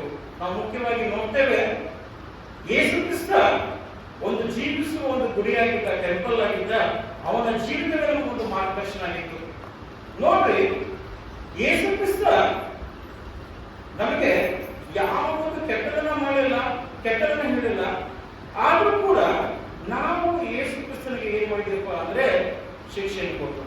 ಶಿಕ್ಷೆ ಕೊಟ್ಟವರು ಬೇರೆ ಯಾರೂ ಅಲ್ಲ, ಬೇರೆ ಜನಾಂಗದವರಲ್ಲ, ಬೇರೆ ಯಾರೂ ಅಲ್ಲ, ಬೇರೆ ಧರ್ಮದವರಲ್ಲ. ಯೇಸು ಕ್ರಿಸ್ತನಿಗೆ ಶಿಕ್ಷೆಯನ್ನ ಕೊಟ್ಟವರು ಸ್ವಂತ ಜನಾಂಗದವರೇ. ಸ್ವಂತ ಜನರೇ ಯೇಸು ಕ್ರಿಸ್ತನನ್ನು ಏನ್ ಮಾಡಿದರಪ್ಪ ಅಂದ್ರೆ ಶಿಲುಬೆಗೆ ಹಾಕಿಸುವ, ಒಂದು ಕೊಲ್ಲಿಸು ಅಂತ ಹೇಳಿದ್ರು. ಇವತ್ತು ಮುಂಜಾನೆ ನಾನು ಒಬ್ಬರ ಒಂದು ವಾಟ್ಸ್ಆಪ್ ಸ್ಟೇಟಸ್ ಅನ್ನು ನೋಡಿದೆ. ಆ ಸ್ಟೇಟಸ್ ನಲ್ಲಿ ಈ ರೀತಿ ಇತ್ತು: on Sunday they yelled hosanna, but on Friday they yelled crucified them, crucified him. On Sunday they yelled hosanna, but on Friday they yelled crucified him. ನಾವು ನೋಡ್ತೇವೆ ಅವ್ರು ಏನ್ ಮಾಡ್ತಾರಪ್ಪ ಅಂದ್ರೆ, ಆ ದಿನ ಯೇಸು ಕ್ರಿಸ್ತನಿಗೆ ಮಹಾರಾಜ ಯೇಸು ಸ್ವಾಮಿ ಹೆಸರಿದವರಿಗೆ ಹೊಸನ್ನ ಅಂತ ಹೇಳಿ ಕೂಗಿದ್ರು ಜನರು. ಅದೇ ಸ್ವಲ್ಪ ದಿನಗಳ ನಂತರ ಅದೇ ಜನರು ಯೇಸುವನ್ನ ಶಿಲುಬೆಗೆ ಹಾಕಿಸು, ಇರೋ ಮೇಲೆ ಪಾಪ ನಮಗೂ ಬರಲಿ, ನಮ್ಮ ಮಕ್ಕಳಿಗೆ ಬರಲಿ ಅಂತ ಹೇಳಿ ತಮ್ಮ ಮೇಲೆ ಬಂದು ಸ್ವಂತ ಜನರೇ ಯೇಸುವನ್ನ ಕ್ರೂಸಿಗೆ ಹಾಕಿದ ನೋಡ್ತೇವೆ ನಾವು ನಮ್ಮ ಜೀವನದಲ್ಲಿ. ಯೇಸು ಕ್ರಿಸ್ತ ನುಡಿದ ಈ 5ನೇ ಮಾತು ನಾವು ಈಗಾಗಲೇ ಸುಮಾರು 4 ಮಾತುಗಳನ್ನು ನಾವು ಧ್ಯಾನವನ್ನು ಮಾಡಿದ್ದೇವೆ. ಮೊದಲಾಗಿ ಯೇಸು ಕ್ರಿಸ್ತ ತೋರಿಸಿದ ಕ್ಷಮಾ ಒಂದು ಭಾವನೆಯನ್ನು ನಾವು ನೋಡ್ತೇವೆ. ಮೊದಲ ಮಾತಿನಲ್ಲಿ ತಂದೆಗೆ ಅವರನ್ನ ಕ್ಷಮಿಸುವ ಒಂದು ಪಾಠವನ್ನ, ಕ್ಷಮಿಸುವ ಒಂದು ಗುಣವನ್ನ ಯೇಸು ಬೋಧಿಸಿದನ್ನ ನಾವು ಈ ವಾಕ್ಯದಲ್ಲಿ ನೋಡಿದ್ದೇವೆ. ನಂತರ ಈ ವಾಕ್ಯನ ಸಂಗ್ರಹ ಪ್ರದೇಶಿ ನೋಡಿ, ದೊಡ್ಡದಾದ ಕಳ್ಳನಿಗೆ, ತಪ್ಪು ಮಾಡುವವನಿಗೆ ಯೇಸು ಸ್ವಾಮಿ ಅವರ ತಪ್ಪನ್ನು ಕ್ಷಮಿಸಿ ಪರದೇಶಿನ ಭಾಗ್ಯವನ್ನು ಒದಗಿಸಿಕೊಟ್ಟಿದ್ದನ್ನ ನಾವು ನೋಡ್ತೇವೆ. ಮೂರನೇದು, ಯೇಸು ಕ್ರಿಸ್ತ ತನ್ನ ಜವಾಬ್ದಾರಿಯನ್ನ ತನ್ನ ಶಿಷ್ಯನಿಗೆ ವಹಿಸಿದ್ದನ್ನು ನೋಡ್ತೇವೆ. ಯೇಸು ಕ್ರಿಸ್ತನಿರುವ ಜವಾಬ್ದಾರಿ, ಕೆಲಸದ ಒಂದು ಜವಾಬ್ದಾರಿ, ಅವನ ಒಂದು ಜವಾಬ್ದಾರಿಯನ್ನು ನಾವು ತಿಳ್ಕೊಳ್ತೇವೆ. ನಂತರ ನಾವು ನೋಡ್ತೇವೆ, ನನ್ನ ದೇವರೇ ಯಾಕೆ ನನ್ನ ಕೈ ಬಿಟ್ಟಿದೆಯಾ ಅಂತ. ಈಗ ಜಸ್ಟ್ ನಾವು ಒಂದು ಧ್ಯಾನವನ್ನ ನಾವು ಮಾಡಿದ್ದೇವೆ. ನೋಡ್ರಿ, ಈ ಕೊನೆಯ 3 ಮಾತುಗಳನ್ನ ನಾವು ನೋಡುವಾಗ ಬಹುಶಃ ಈ ವಾಕ್ಯ ನನಗೆ ನೀರಡಿಕೆ ಆಗಿರುವ ವಾಕ್ಯ ಯೋಹಾನ ಸುವಾರ್ತೆಯಲ್ಲಿ ಮಾತ್ರ ಬರೆದಿದೆ. ಬಹುಶಃ ಯೋಹಾನ ಯೇಸು ಕ್ರಿಸ್ತನ ಒಂದು ಶಿಲುಬೆ ಹತ್ತಿರದಲ್ಲೇ ಇದ್ದಿರಬಹುದು. ಮತ್ತಾಯ ಮಾರ್ಕ ಗ್ರಂಥದಲ್ಲಿ ಈ ಮಾತು ನಮಗೆ ಸಿಗುವುದಿಲ್ಲ. ಯೋಹಾನನ ಗ್ರಂಥದಲ್ಲಿ ಮಾತ್ರ ಇದು ನಮಗೆ ಸಿಗ್ತದೆ.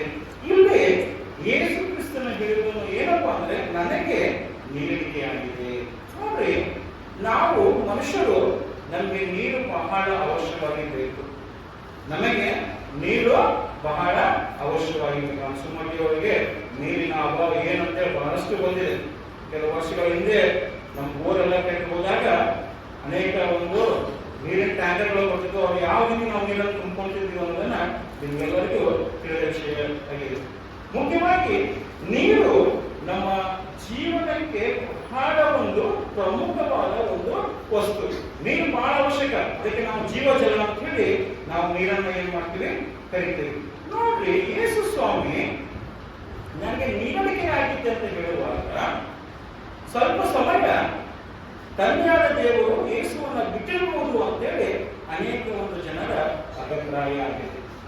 ಯಾಕೆ ಯೇಸು ನನಗೆ ನೀರಡಿಕೆ ಆಗಿದೆ ಅಂತ ಹೇಳಿದ? ಯೇಸು ಸರ್ವಶಕ್ತನಾಗಿದ್ದ, ಪ್ರಭಾವದ ತಂದೆಯಾಗಿದ್ದ, ಅದ್ಭುತವನ್ನು ಮಾಡಬಹುದು, ನೀರಡಿಕೆ ಆಗ್ತಿದ್ದಿಲ್ಲ. ಯಾಕೆ ಯೇಸು ನನಗೆ ನೀರಡಿಕೆ ಆಗಿದೆ ಅಂತ ಹೇಳಿ ಇಲ್ಲಿ ಹೇಳಿದ ಅನ್ನೋದನ್ನ ಸ್ವಲ್ಪ ಸಮಯ ತಂದೆ ಆತನನ್ನ ಬಿಟ್ಟಿರುವುದನ್ನ ನಾವು ಈ ವಾಕ್ಯದಲ್ಲಿ ನಾವು ಗಮನಿಸ್ತೇವೆ. ನಾವು ಮೊದಲಲ್ಲಿ ನೋಡುವಾಗ ಯೇಸು ಜೀವಕರವಾದ ನೀರನ್ನ ಜನರಿಗೆ ಕೊಟ್ಟ. ನಾವು ನೋಡ್ತೇವೆ, ಯೇಸು ಹಿಂದಿನ ಕಾಲದಲ್ಲಿ ಇಸ್ರಾಯೇಲ್ ದೇಶ ನಡೆಸುವಾಗ ಬಂಡೆಯಿಂದ ನೀರನ್ನು ಒದಗಿಸಿಕೊಟ್ಟ ದೇವರಾಗಿದ್ದ. ಮತ್ತೆ ನೀರನ್ನ ದ್ರಾಕ್ಷರಸವನ್ನು ಮಾಡಿ ಕೊಟ್ಟಂತ ದೇವರು ನಮ್ಮ ದೇವರಾಗಿದ್ದ.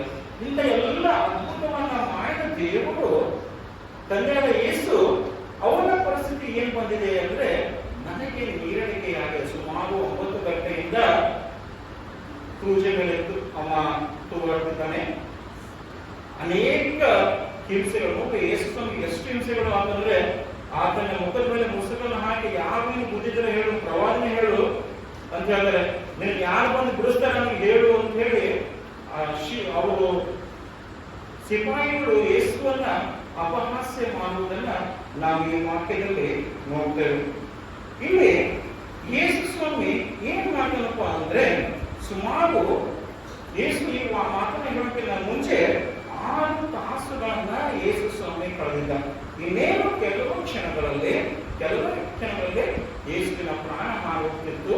ಆ ಸಮಯದಲ್ಲಿ ನನಗೆ ನೀರಡಿಕೆಯಾಗಿತ್ತು ಅಂತ ಹೇಳಿ ಯೇಸು ಕೂಗಿದನ್ನ ಯೋಹಾನ ತನ್ನ ಗ್ರಂಥದಲ್ಲಿ ಬರೆಯುವುದನ್ನ ನಾವು ನೋಡ್ತೇವೆ. ಹಾಗಾದ್ರೆ ಯೇಸು ಸ್ವಾಮಿ ಯಾಕೆ ನನಗೆ ನೀರಡಿಕೆಯಾಗಿದೆ ಅಂತ ಹೇಳಿದ ಅಂತ ತಿಳ್ಕೊಳ್ಳುತ್ತೇವೆ. ಮುಖ್ಯವಾಗಿ ಇಲ್ಲಿ ಈ ವಾಕ್ಯವನ್ನು ನಾವು ನೋಡ್ತೇವೆ. ಯೋಹಾನನು ಬರೆದ ಸುವಾರ್ತೆ 19:28 ವಚನದಲ್ಲಿ ನೋಡ್ತೇವೆ. ನನಗೆ ನೀರಡಿಕೆಯಾಗಿದೆ ಅಂತೇಳಿ. ಯಾರು ಹೋದ್ರಿ?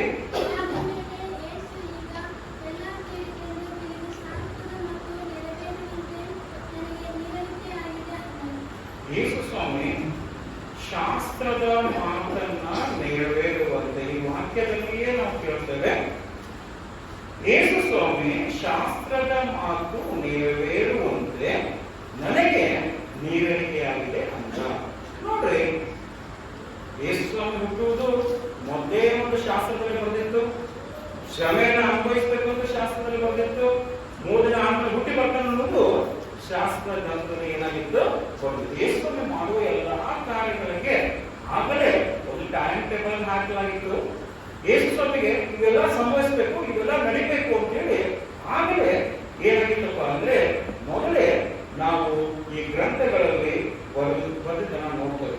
ಹಾಗಾದ್ರೆ ಯೇಸು ಸ್ವಾಮಿ ಯಾಕೆ ದಾನ ಆಯ್ತು ಅಂತ ಹೋಗಿಲ್ಲ ಅಂದಾಗ ಮೊದಲೇ ನಾವು ಏನ್ ಕೊಡ್ಬೋದು ಅಂದ್ರೆ, ಪ್ರವಾದನೆಗಳನ್ನ ನೆರವೇರಿಸಲಿಕ್ಕೆ ಯೇಸು ಕ್ರಿಸ್ತ ನನಗೆ ನೀರಡಿಕೆ ಆಗೈತೆ ಅಂತ ಹೇಳಿದ. ಮೊದಲೇ ನಾವು ಏನ್ ಹೇಳ್ಬೋದು ಅಂದ್ರೆ, ಪ್ರವಾದನೆಗಳನ್ನ ನೆರವೇರಿಸಲಿಕ್ಕೆ ಅನೇಕ ಪ್ರವಾದನೆ ಗ್ರಂಥಗಳಲ್ಲಿ ಆಗಲೇ ಬರೆದಿದ್ದು ಯೇಸು ಸ್ವಾಮಿ ಈ ರೀತಿ ಮಾಡಬೇಕಂತ ಹೇಳಿ. ಮುಖ್ಯವಾಗಿ ನಾವು ನೋಡ್ತೇವೆ ಇಲ್ಲಿ ಕೀರ್ತನೆ 69:21 ವಚನದಲ್ಲಿ ನಾವು ನೋಡ್ತೇವೆ.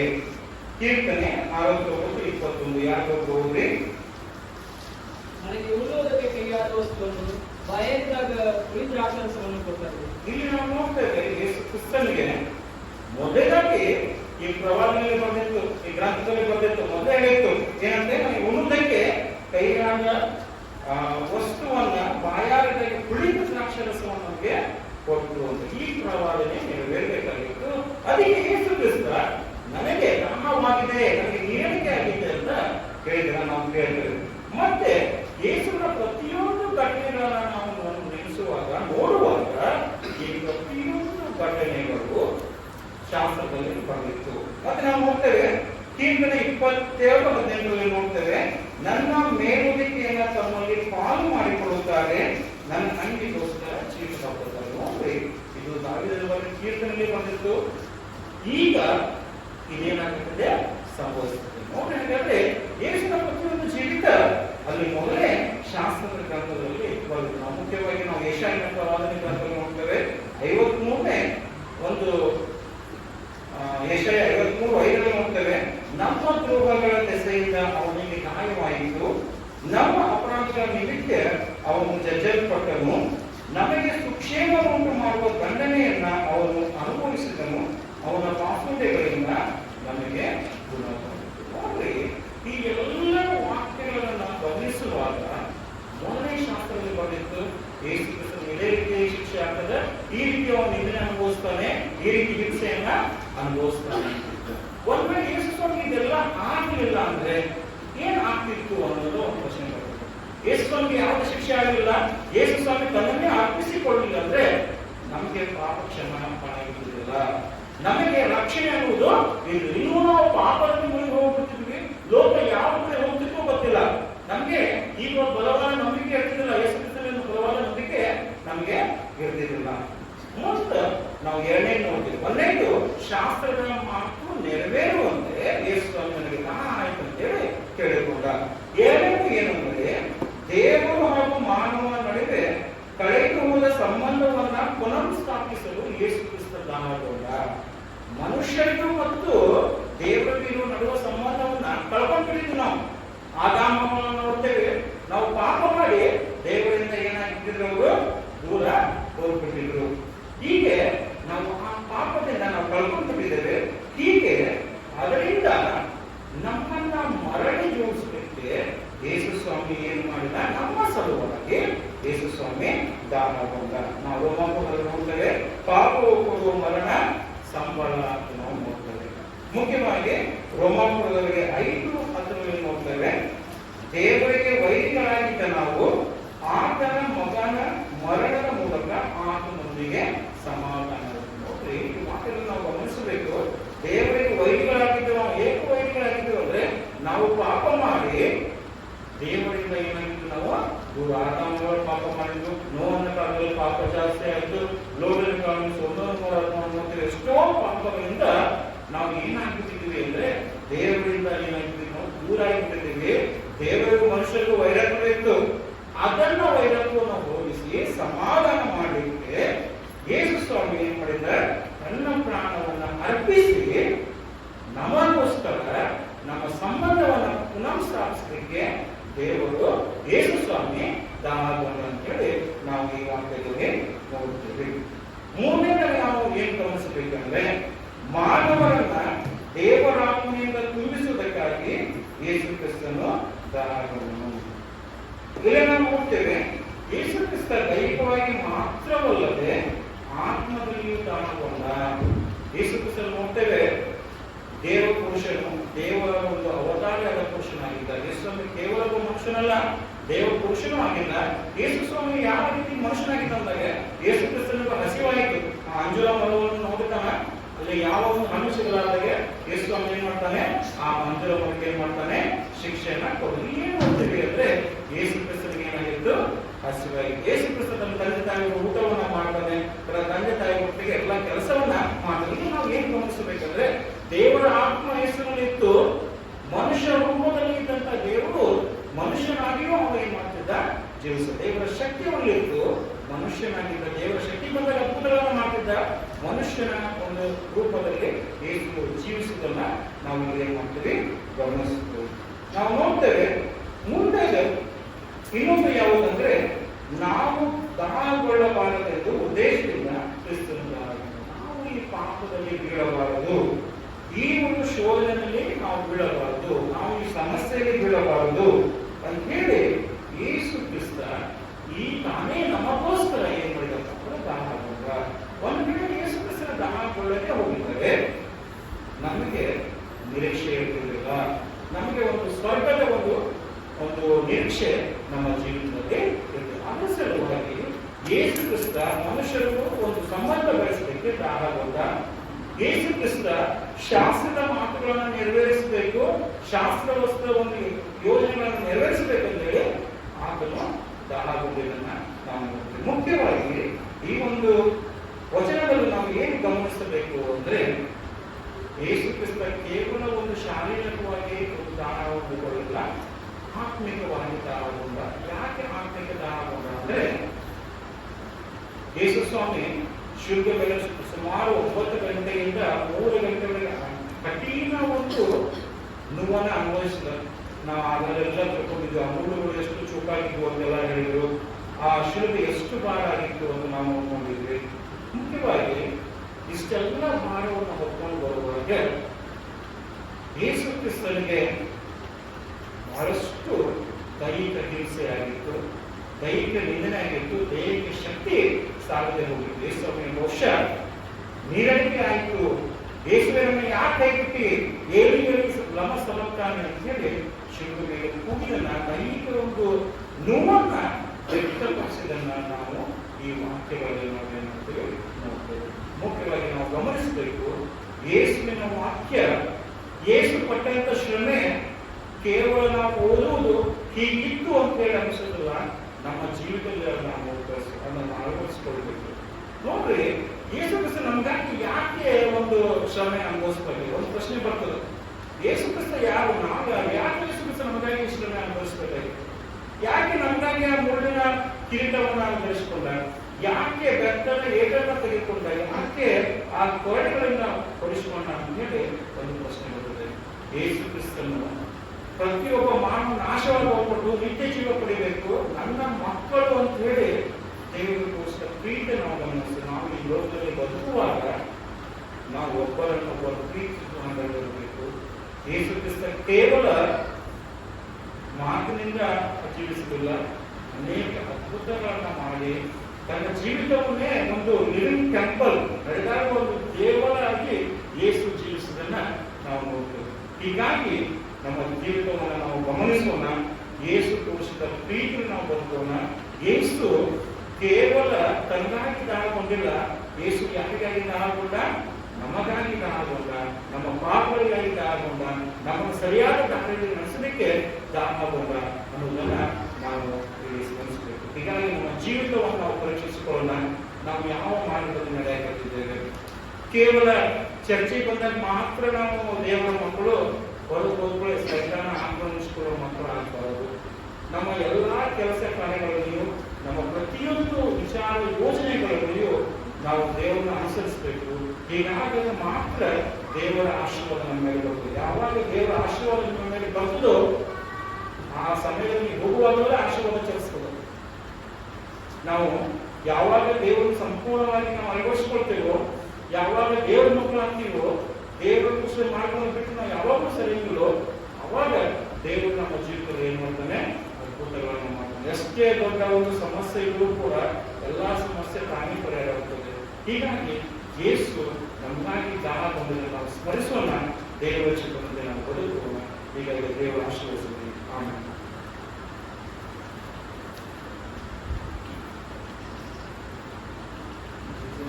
ಉತ್ತಮವಾದಂಥ ರೀತಿಯಲ್ಲಿ ಬೋಧಿಸಿದಂಥ ಸಭಾನಿಧಿಗಳ ಸಾಂಪ್ರದಾಯಿಕ ವಂದನೆಗಳು. ಈಗ ನಾವು ತಂದಂತ ನಮ್ಮ ಕಾಣಿಕೆಗಳನ್ನು ದೇವರಿಗೆ ಸಮರ್ಪಣೆ ಮಾಡುವ ಹಾಗೆ ಸಂಕೀರ್ತನೆಗಳಲ್ಲಿ 73ನೇ ಸಂಕೀರ್ತನೆಯಲ್ಲಿ ಮಾಡೋಣ. ಬೇಕಾದಷ್ಟು ಜನಗಳನ್ನ ಮಾಡುವಾಗ ನಮ್ಮ ಕಾಣಿಕೆಗಳನ್ನ ಕೂಡಿಸಬಾರದು. ಕಾಣಿಕೆಯ ನಂತರ 6ನೇ ಮಾತನ್ನು ಸಭಾನಿಧಿಗಳಾದಂಥ ಸಹೋದರಿ ಮೇರೆ ಜಯಂತಿಯವರು ಬೋಧಿಸುವಂತೆ ಕೇಳಿಕೊಳ್ಳುತ್ತೇವೆ.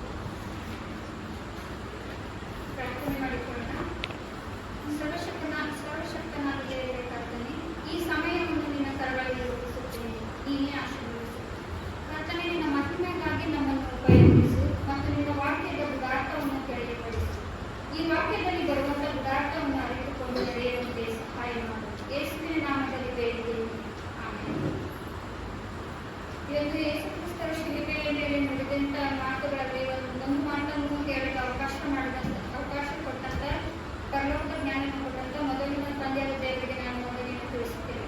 ಹಾಗೂ ನಮ್ಮ ಸಭೆಯ ಸಭಾಪಾಲಕರಾದಂಥ ಬಂಡೆ ಏನಾದರೂ ನಾನು ನನ್ನ ವಂದನೆಯನ್ನು ತಿಳಿಸುತ್ತೇನೆ. ಹಾಗೂ ನನ್ನ ಸಭಾಪಾಲಕ ಸಮಿತಿಯವರಿಗೂ ಕೂಡ ನಾನು ವಂದನೆಯನ್ನು ತಿಳಿಸುತ್ತೇನೆ. ಮತ್ತು ಈ ಮಧ್ಯಾಹ್ನದ ವೇಳೆ ಬಂದಂಥ ನಿಮ್ಮ ಸಭೆಯವರೆಲ್ಲರಿಗೂ ನಾನು ನನ್ನ ವಂದನೆಯನ್ನು ತಿಳಿಸುವವರಾಗಿದ್ದೇನೆ. ಯೇಸು ಕ್ರಿಸ್ತರ ಶಿಲುಬೆಯ ಮೇಲೆ ನುಡಿದ 6ನೇ ಮಾತು ಅದು ತೀರಿತು ಎಂದು ಹೇಳಿ ನಾವು ಅದು ಆ ವಚನವನ್ನು ನಾವು ಯೋಹಾನನ ಬರೆದ ಸುವಾರ್ತೆ 19ನೇ ಸಂಧಿ 30ನೇ ವಚನದಲ್ಲಿ ನಾವು ನೋಡುತ್ತೇವೆ. ಯೇಸು ಆ ಹುಳಿರಸವನ್ನು ತಗೊಂಡ ಮೇಲೆ ತೀರಿತು ಎಂದು ಹೇಳಿ ತಲೆ ಬಾಗಿಸಿ ಆತ್ಮವನ್ನು ಒಪ್ಪಿಸಿಕೊಟ್ಟನು. ನಾವು ನೋಡ್ತೀವಿ ಯೇಸು ಕ್ರಿಸ್ತರು ತೀರಿತು ಅಂತ ಹೇಳಿ ತಂದೆಯ ದೇವರಿಗೆ ಏನ್ ಹೇಳ್ತಾರೆ ಅಂತ ಹೇಳಿ, ಆ ತಂದೆಯ ದೇವರು ಯೇಸು ಕ್ರಿಸ್ತನನ್ನು ಈ ಲೋಕಕ್ಕೆ ಕೆಲಸ ಕಾರ್ಯಗಳ ನಿಮಿತ್ತವಾಗಿ ಕಳಿಸಿದರು. ಇದು ಒಂದು ಸೋಲಿನ ಕೂಗಲ್ಲ, ಒಂದು ವಿಷಯದ ಘೋಷಣೆ. ಪಾಪದ ಸಾಲ ತೀರಿತು, ರಕ್ಷಣೆಯ ಕಾರ್ಯ ಪೂರ್ಣವಾಯಿತು ಎಂದು ದೇವರ ಯೋಜನೆಯು ನೆರವೇರಿತು ಎಂದು ಶಿಲುಬೆಯ ಮೇಲೆ ಆ 6ನೇ ಮಾತು ವಿಷಯದ ಮಾತು ಎಂದು ನಾವು ಇವತ್ತು ನೋಡುವವರಾಗಿದ್ದೇವೆ. ನಾವು ನೋಡ್ತೀವಿ ನಮ್ಮ ಜೀವಿತದಲ್ಲಿ ಒಂದು ವಸ್ತುವನ್ನು ನಾವು ಖರೀದಿಸಿದಾಗ ಒಂದು ವಸ್ತುವನ್ನು ನಾವು EMI ಮೇಲೆ ನಾವು ಅದನ್ನು ಖರೀದಿಸಿದಾಗ ಅದಕ್ಕೆ ನಾವು ತಿಂಗಳಿಗೆ ಕಂತಿನ ಪ್ರಕಾರ ಹಣವನ್ನು ನಾವು ಕಟ್ಟುತ್ತೇವೆ. ಆದರೆ ಯೇಸು ಕ್ರಿಸ್ತರಿಗೆ ಕಂತಿನ ಮೇಲೆ ನಮ್ಮ ಪಾಪಗಳನ್ನು, ನಮ್ಮ ಶಾಪಗಳನ್ನು ಹಾಗೂ ನಮ್ಮ ರೋಗಗಳನ್ನು, ನಮ್ಮ ವ್ಯಾಧಿಗಳನ್ನು ತೀರಿಸಲಿಲ್ಲ ಪ್ರಿಯರೇ. ಆದರೆ ಇಲ್ಲಿ ಯೇಸು ಕ್ರಿಸ್ತರು ಸಂಪೂರ್ಣವಾಗಿ ನಮ್ಮ ಪಾಪಗಳನ್ನು, ನಮ್ಮ ಶಾಪಗಳನ್ನು, ನಮ್ಮ ವ್ಯಾಧಿಗಳನ್ನು, ನಮ್ಮ ಕಷ್ಟ ನೋವುಗಳನ್ನು, ನಮ್ಮಲ್ಲಿರುವಂತ ಎಲ್ಲ ಶಾಪಗಳನ್ನು ಒಂದೇ ಸಾರಿ ತೀರಿಸಿದರು. ಏಕೆಂದರೆ ದೇವರು ಈ ಲೋಕವನ್ನು ಬಹಳ ಪ್ರೀತಿಯಿಂದ ಸೃಷ್ಟಿ ಮಾಡಿದರು. ಆ ಲೋಕವು ನಾಶ ಆಗಬಾರ್ದು ಅಂತ ಹೇಳಿ ತನ್ನ ಒಬ್ಬನೇ ಮಗನನ್ನು ಈ ಲೋಕಕ್ಕೆ ಕಳಿಸಿಕೊಟ್ಟರು.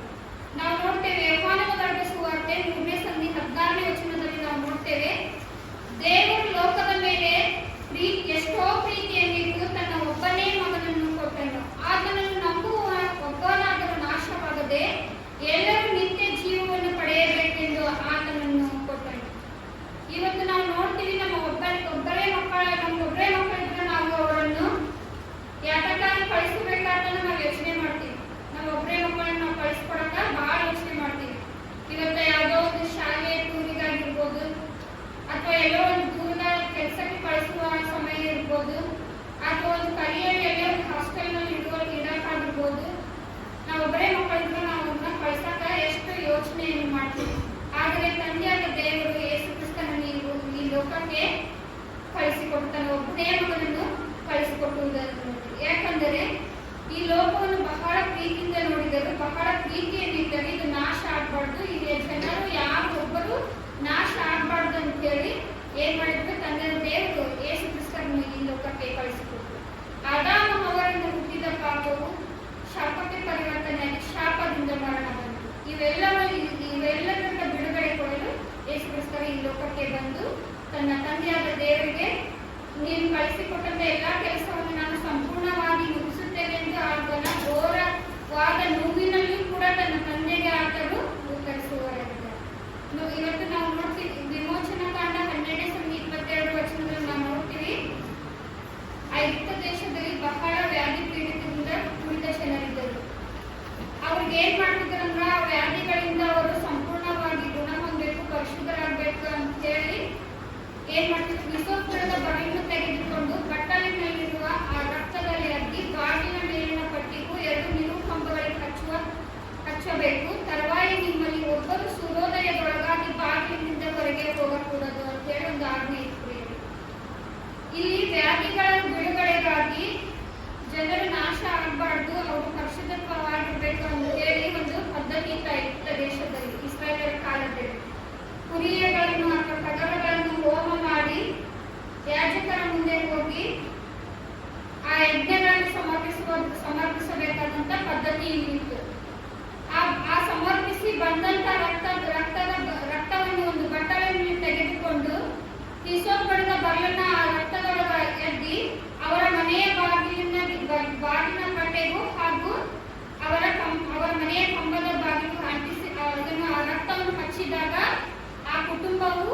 ವ್ಯಾಧಿಗಳಿಂದ ಬಿಡುಗಡೆ ಆಯಿತೆಂದು ತಿಳಿದುಕೊಳ್ಳುವ ಪದ್ಧತಿ ಇಸ್ರಾಯೇಲರಿಗೆ ಇತ್ತು. ಆದರೆ ಆ ಯಜ್ಞ ಮಾಡಿದ ಕುರಿಯ ರಕ್ತಗಳಿಗೆ ಪರಿಶುದ್ಧತ್ವ ಇರಲಿಲ್ಲ, ನಿತ್ಯ ಜೀವವಿರಲಿಲ್ಲ. ಇವೆಲ್ಲವನ್ನು ಕೊಡುವುದಕ್ಕಾಗಿ ಯಾರನ್ನು ತಂದೆಯಾದ ದೇವರು ಕಳಿಸಿಕೊಟ್ಟರು? ಯೇಸು ಕ್ರಿಸ್ತನನ್ನು. ಏಕೆಂದರೆ ಆ ಯೇಸು ಕ್ರಿಸ್ತರ ರಕ್ತದಲ್ಲಿ ಪರಿಶುದ್ಧತ್ವ ಇತ್ತು ಮತ್ತು ನಿತ್ಯ ಜೀವವಿತ್ತು. ಆದರೆ ಅದಕ್ಕಾಗಿಯೇ ಇವೆಲ್ಲವನ್ನು ನಿರ್ಮೂಲನೆ ಮಾಡಲು, ಸಂಪೂರ್ಣವಾಗಿ ತೆಗೆದುಹಾಕಲು ಯೇಸು ಕ್ರಿಸ್ತರ ಈ ಲೋಕಕ್ಕೆ ಬಂದರು. ಆ ಕೆಲಸವನ್ನು ಕೂಡ ನಾನು ಮಾಡಿದ್ದೇನೆ ಎಂದು ತಂದೆಯಾದ ದೇವರಿಗೆ ನಾನು ಮಾಡಿ ಮುಗಿಸಿದ್ದೇನೆ, ತೀರಿಸಿದ್ದೇನೆ ಎಂದು ತಂದೆಯಾದ ದೇವರು ಯೇಸು ಕ್ರಿಸ್ತರ ತಂದೆಯಾದ ದೇವರಿಗೆ ಆತನ ಕೆಲಸವನ್ನು ಹೇಳುತ್ತಿದ್ದಾರೆ. ಯೆಶಾಯನು ಬರೆದ ಗ್ರಂಥ 53ನೇ ಸಂಜೆ 10ನೇ ವಚನದಲ್ಲಿ ನಾವು ನೋಡುತ್ತೇವೆ. ಅವನು ಜಜ್ಜುವುದು ಯೆಹೋವನ ಸಂಕಲ್ಪವಾಗಿತ್ತು. ಆತನು ಅವನನ್ನು ವ್ಯಾಧಿಯಿಂದ ಬಾಧಿಸಿ ಹೀಗಂದುಕೊಂಡನು, ಇವನು ತನ್ನ ಆತ್ಮವನ್ನು ಪ್ರಾಯಶ್ಚಿತ್ತ ಯಜ್ಞಕ್ಕಾಗಿ ಒಪ್ಪಿಸಿದ ಮೇಲೆ ತನ್ನ ಸಂತಾನವನ್ನು ನೋಡುವನು, ಚಿರಂಜೀವಿಯಾಗಿರುವನು. ನನ್ನ ಸಂಕಲ್ಪವು ಇವನ ಕೈಯಿಂದ ನೆರವೇರುವುದು ಅಂತೇಳಿ. ತಂದೆಯ ಸಂಕಲ್ಪ ಏನಾಗಿತ್ತು ಅಂತಂದ್ರೆ ಯೇಸು ಕ್ರಿಸ್ತರ ಶಿಲುಬೆ ಮೇಲೆ ಜಜ್ಜಲ್ಪಡಬೇಕು ಎಂಬುವ ಸಂಕಲ್ಪವಾಗಿತ್ತು. ಅಂತಂದ್ರೆ ಆತನ ದೇಹದೊಂದಿಗೂ ನಮ್ಮೆಲ್ಲರ ಪಾಪಗಳು, ಶಾಪಗಳು ಹಾಗೂ ನಾವು ಇಲ್ಲಿ ಅನುಭವಿಸುವಂತ ಎಲ್ಲ ಕಷ್ಟ ನೋವುಗಳು ಸಂಪೂರ್ಣವಾಗಿ ಯೇಸು ಕ್ರಿಸ್ತರ ದೇಹದಿಂದ ಜಜ್ಜಲ್ಪಟ್ಟಾಗ ಮಾತ್ರ ಅದು ಸಂಪೂರ್ಣವಾಗಿ ನಮ್ಮಿಂದ ತಲುಪುತ್ತದೆ ಅಂತ ಹೇಳಿ ಆತನ ಸಂಕಲ್ಪವಾಗಿದೆ. ತಂದೆಯ ದೇವರ ಸಂಕಲ್ಪ ಯೇಸು ಕ್ರಿಸ್ತರ ಮುಖಾಂತರ ನೆರವೇರುತ್ತೆ ಅಂತ ಹೇಳಿ ನಾವು ನೋಡ್ತೀವಿ. ಸೈತಾನನ ಕಾರ್ಯಗಳು, ವ್ಯಾಧಿಗಳು ಮತ್ತು ಶಿಲುಬೆಯ ಮೇಲೆ ಜಜ್ಜಲ್ಪಟ್ಟವು. ಇವುಗಳನ್ನು ನಾನು ಮಾಡಿ ಮುಗಿಸಿದ್ದೇನೆ ಎಂದು ತಂದೆ ಮುಗಿಸಿದ್ದೇನೆ, ತೀರಿತು, ನಾನು ಇವೆಲ್ಲವನ್ನು ಮಾಡಿ ತೀರಿಸಿದ್ದೇನೆ ಎಂದು ತನ್ನ ತಂದೆಗೆ ಯೇಸು ಕ್ರಿಸ್ತರು ಹೇಳುವುದನ್ನು ನಾವು ನೋಡುತ್ತೇವೆ.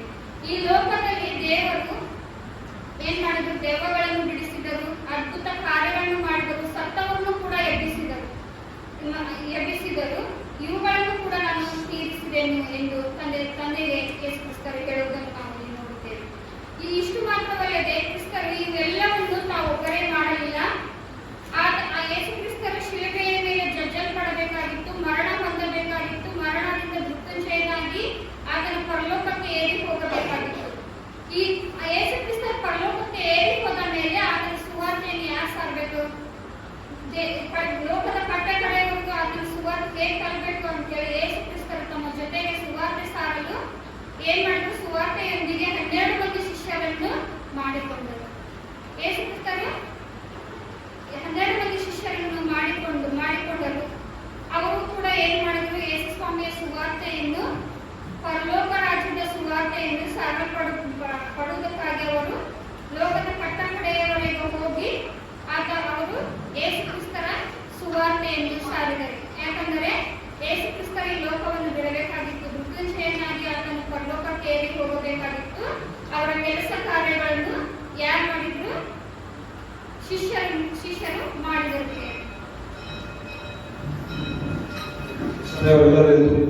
ಕೇಳಿಕೊಳ್ಳುತ್ತೇನೆ. ಒಂದು ನಿಮಿಷ ಮೌನವಾಗಿತ್ತು. ಮತ್ತೆ ಈ ಒಂದು ವಾಕ್ಯಗಳನ್ನು ಮತ್ತೆ ಓದಬೇಕಿದೆ.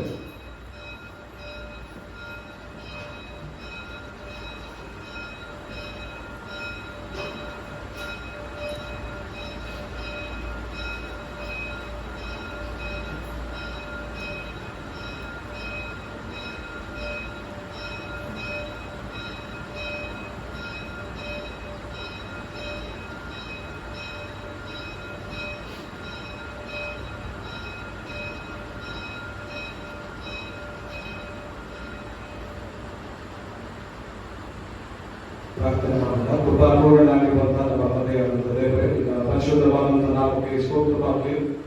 ನನಗಾಗಿ ನಮಗಾಗಿ ಒಬ್ಬನೇ ಮಗನಾಗಿರುವಂಥ ಯೇಸು ಕ್ರಿಸ್ತನನ್ನ ಕಲ್ವಾರಿಯ ಶಿಲುಬೆಯ ಮೇಲೆ ಅರ್ಪಿಸುವುದಕ್ಕಾಗಿ ದೇವಾಲಯಕ್ಕೆ ಅನಂತ ಸ್ತೋತ್ರ ಸಲ್ಲಿಸುತ್ತೇವೆ. ಇವತ್ತು ಮಧ್ಯಾಹ್ನದ 3 ಗಂಟೆ ಸಮಯದಲ್ಲಿ ನಮ್ಮ ಮಕ್ಕಳಾದಂಥ ನಾವು ನಾಳೆಯಲ್ಲಿ ಕುಳಿತುಕೊಂಡು ಇಲ್ಲೇ ಬರಬೇಕಂತ ನಿನ್ನ ಸಪ್ತ ವಾಕ್ಯಗಳನ್ನು ನಾವು ಧ್ಯಾನಿಸುವಂತೆ ಕೃಪೆ ಮಾಡಿದ್ದೀವಿ. ಅದಕ್ಕಾಗಿ ಸ್ತೋತ್ರ. ಈ ಪವಿತ್ರವಾದಂತಹ ದಿವಸದಲ್ಲಿ ಇನ್ನೂ ಹೆಚ್ಚಾಗಿ ಕರ್ತನೆ ನಿನ್ನ ವಾಕ್ಯಗಳನ್ನು ನಾವು ಧ್ಯಾನಿಸುವಂತೆ ಮೊದಲೇ ವೇಳೆಯಲ್ಲಿ ನನಗಾಗಿ ನಮಗಾಗಿ ಶಿಲುಬೆಯ ಮೇಲೆ ಅರ್ಪಿಸಿದಂತ ನಿನ್ನ ಪ್ರಾಣಾರ್ಪಣೆಯ ಪ್ರೀತಿಯನ್ನು ಕರ್ತನೆ ನಾವು ತಿಳಿದುಕೊಂಡು ನಿನ್ನ ಮಹಿಮೆಗಾಗಿ ನಾವೆಲ್ಲರೂ ಜೀವಿಸುವಂತೆ ನಿನ್ನ ಮಹಾಕೃಪೆಯನ್ನು ನಮಗೆ ಅನ್ವಯಿಸಿ ಪ್ರಾರ್ಥನೆ ಕೇಳಿದ್ದು ಯೇಸುವಿನ ನಾಮದಲ್ಲಿ ಪ್ರಾರ್ಥಿಸುತ್ತೇವೆ ನಮ್ಮ ದೇವರೇ. ಆಮೆನ್. ದಯಮಾಡಿ ಸಭೆಯವರು ಕುಳಿತುಕೊಂಡು ಈಗ ಮತ್ತೆ 6 ಮತ್ತು 7ನೇ ಮಾತಿನ ಕಾರ್ಯಕ್ರಮ ಮುಂದುವರಿಯುತ್ತದೆ.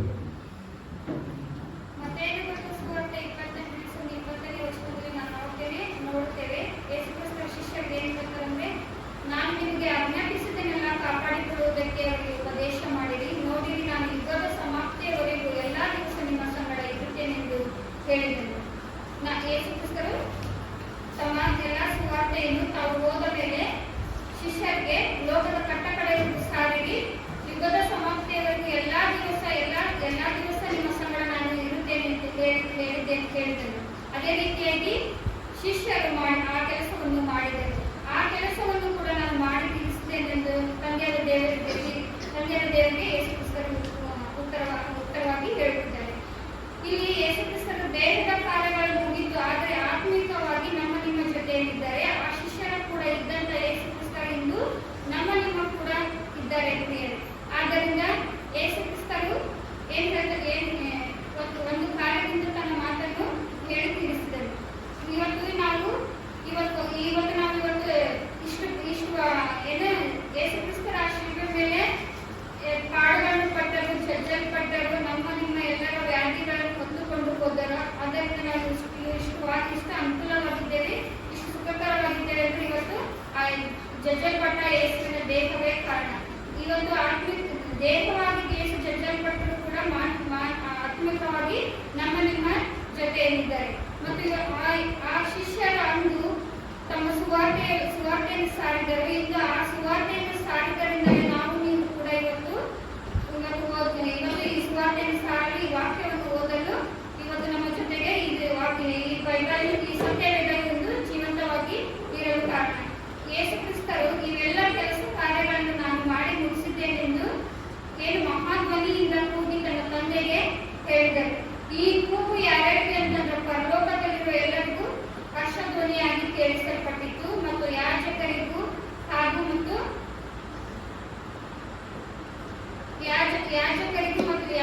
ಕೂಡ ಈ ಧ್ವನಿಯು ಕೇಳಲ್ಪಟ್ಟಿತು. ಯಾಕಂದರೆ ಯಾಜಕರ ಕಾಲದಲ್ಲಿ ಒಂದೊಂದು ರೋಗಗಳಿಗೂ ಒಂದೊಂದು ವ್ಯಾಧಿಗಳಿಗೂ ಒಂದೊಂದು ಯಜ್ಞ ಏರ್ಪಡಿಸಬೇಕಾಗಿತ್ತು. ಆಗ ಎಲ್ಲ ಯಜ್ಞವನ್ನು ಯೇಸುಕ್ರಿಸ್ತರು ಸಂಪೂರ್ಣವಾಗಿ ಮಾಡಿ ಮುಗಿಸಿದರು ಪ್ರಿಯರೇ. ಆದ್ದರಿಂದ ನಾವು ಇವತ್ತು ನಂಬುವುದಾದರೆ ನಮ್ಮ ಕಷ್ಟಗಳನ್ನು, ನಮ್ಮ ವ್ಯಾಧಿಗಳನ್ನು, ನಮ್ಮ ರೋಗ ಪೀಡಿತವನ್ನು ಕೂಡ ದೇವರಿಂದ ಸಂಪೂರ್ಣವಾಗಿ ತೀರಿಸಲು ಸಿದ್ಧರಾಗಿದ್ದಾರೆ ಪ್ರಿಯರೇ. ದೇವರ ಮಾತುಗಳನ್ನು ಆಶೀರ್ವದಿಸಲು.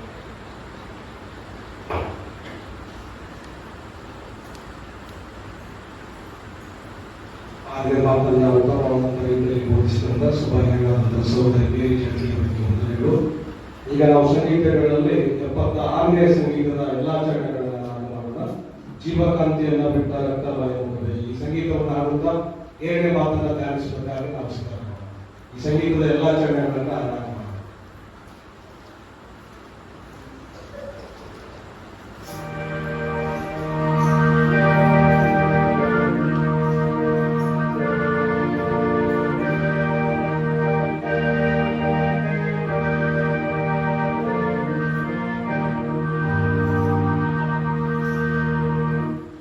Amen.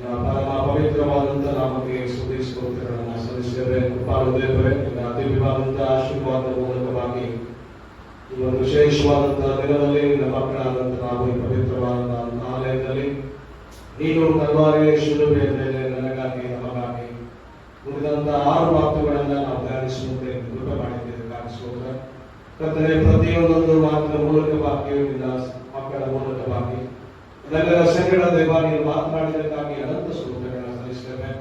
ಕರ್ತನೆ, ಇಲ್ಲಿಯವರೆಗೆ ಕೇಳಿಸಿಕೊಂಡಂತಹ ಎಲ್ಲ ಮಾತುಗಳ ಮೂಲಕವಾಗಿ ನಮ್ಮ ಜೀವನ ಮಾರ್ಪಾಡವಾಗುವಂತೆ, ನಮ್ಮ ಜೀವನ ಬದಲಾಗುವುದಕ್ಕೆ ನಿನ್ನ ಪರಲೋಕದ ಆಶೀರ್ವಾದಗಳಿಂದ ದೇವರೇ ನಮ್ಮೆಲ್ಲರನ್ನ ನೀನು ತೋರಿಸಬಹುದಾಗಿ ನಾವು ನಿಮಗೆ ಪ್ರಾರ್ಥಿಸುತ್ತೇವೆ. ಈಗ ನಾವು ಧ್ಯಾನಿಸುವಂತ ಒಂದು 2ನೇ ಮಾತಿನ ಮೂಲಕವಾಗಿ ಕೂಡ ನೀನು ನಮ್ಮೆಲ್ಲರ ಸಂಗಡ ಮಾತನಾಡು. ನಿನ್ನ ಕೊನೆಯ ಮಾತನ್ನ ಕೇಳಿ ಕರ್ತನೆ, ನಾವು ಕೂಡ ನಮ್ಮ ಜೀವನದಲ್ಲಿ ನಿನಗೆ ಮೆಚ್ಚುಗೆಯಾದಂತ ರೀತಿಯ ಜೀವನ ಮಾಡುವುದಕ್ಕೆ ನಿನ್ನ ಮಹಾಕೃಪೆಯನ್ನು ಅನುಗ್ರಹಿಸು. ಪರಿಶುದ್ಧವಾದಂತಹ ಆಲಯದಲ್ಲಿ ನೆಲೆವಾಗಿರುವಂತಹ ನಾವೆಲ್ಲರನ್ನ ನಿನ್ನ ಪ್ರೀತಿಯುಳ್ಳ ಕರೆಗಳಿಗೆ ನಾವು ಒಪ್ಪಿಸಿಕೊಡ್ತಾ ಇದ್ದೇವೆ. ಪ್ರಾರ್ಥನೆ ಕೇಳಿದ್ದು ಯೇಸುವಿನ ಪರಿಶುದ್ಧವಾದಂತಹ ನಾಮದಲ್ಲಿ ಪ್ರಾರ್ಥಿಸಬೇಕಾಗಿದೆ. ಕೃಷ್ಣನಲ್ಲಿ ಆತ್ಮೀಯ ದೇವಜನರೇ, ಇಂದಿನ ಶುಕ್ರವಾರದ ಆರಾಧನೆಯಲ್ಲಿ 12 ಗಂಟೆಯಿಂದ 3 ಗಂಟೆಯವರೆಗೆ ಸಪ್ತ ವಾಕ್ಯಗಳ ಜ್ಞಾನಗಳನ್ನು ಬೋಧಿಸಿದಂತ ಎಲ್ಲ ಸಭಾ ಹಿರಿಯರಿಗೆ, ಮಾಜಿ ಸಭಾ ಹಿರಿಯರಿಗೆ ಮತ್ತು ಸಹೋದರಿ ಶ್ರೀಮತಿ ಎಲ್ಜಾಳೋಳು ಇವರಿಗೆ ನಾನು ಪ್ರೀತಿ ಉಪಕಾರಗಳನ್ನು ಸಲ್ಲಿಸುವಂತವರಾಗಿದ್ದೇನೆ. ಮತ್ತು ಇಂದಿನ ವಿಶೇಷವಾದಂತಹ ಈ ಆರಾಧನೆಯಲ್ಲಿ ವಿಶೇಷ ಗೀತೆಯನ್ನು ಹಾಡಿದಂತಹ ನಮ್ಮ ಸಭೆಯ ಮಹಿಳಾ ಕೂಟದವರಿಗೆ, ಭಾನುವಾರ ಪಾಠಶಾಲೆಯವರಿಗೆ, ಯುವಜನರ ಪ್ರಾರ್ಥನಾ ಕೂಟದವರಿಗೆ ಮತ್ತು ಕುಮಾರಿ ಸುಪ್ರಿಯ ಇವರಿಗೂ ಕೂಡ ಸಭಾಪಾಲನ ಸಮಿತಿಯ ಪರವಾಗಿ ಉಪಕಾರಗಳನ್ನು, ವಂದನೆಗಳನ್ನ ನಾನು ಸಲ್ಲಿಸುವಂತವರಾಗಿದ್ದೇನೆ. ಮತ್ತು ಇಂದಿನ ಈ ಒಂದು ಸ್ವಂತ ವಾಕ್ಯಗಳ ಧ್ಯಾನಗಳು ಮುಗಿದ ನಂತರ ಬಂದಂತ ಎಲ್ಲ ಸಂಪರ್ಕರಿಗೆ ಅಲ್ಪೋಪಹಾರದ ವ್ಯವಸ್ಥೆಯನ್ನ ಮತ್ತು ತಂಪು ಪಾನೀಯದ ವ್ಯವಸ್ಥೆಯನ್ನು ಮಾಡಿರುವಂತ ನಮ್ಮ ಸಭೆಯ ಮಾಜಿ ಸಭಾಯಕರಾಗಿರುವಂತಹ ಶ್ರೀಯುತ ನವೀನ್ ಬೋರ್ಗೋಡಿಗರಿಗೂ ಮತ್ತು ಅವರೊಟ್ಟಿಗೆ ಇದಕ್ಕೆ ಸಹಾಯ ಮಾಡಿದಂತ ಶ್ರೀಯುತ ಸುಶಾಂತ್ ತಿರುಗಣ್ಣವರ್, ಶ್ರೀ ಸುದೇಶ್ ಗೌಡರ್ ಇವರ ಕುಟುಂಬದಲ್ಲಿ ಕೂಡ ಸಭಾ ಪರಿಪಾಲನಾ ಸಮಿತಿಯ ಪರವಾಗಿ ನಾನು ಪ್ರೀತಿಯ ವಂದನೆಗಳನ್ನ, ಉಪಕಾರಗಳನ್ನು ಸಾಧಿಸುವಂತವರಾಗಿದೆ.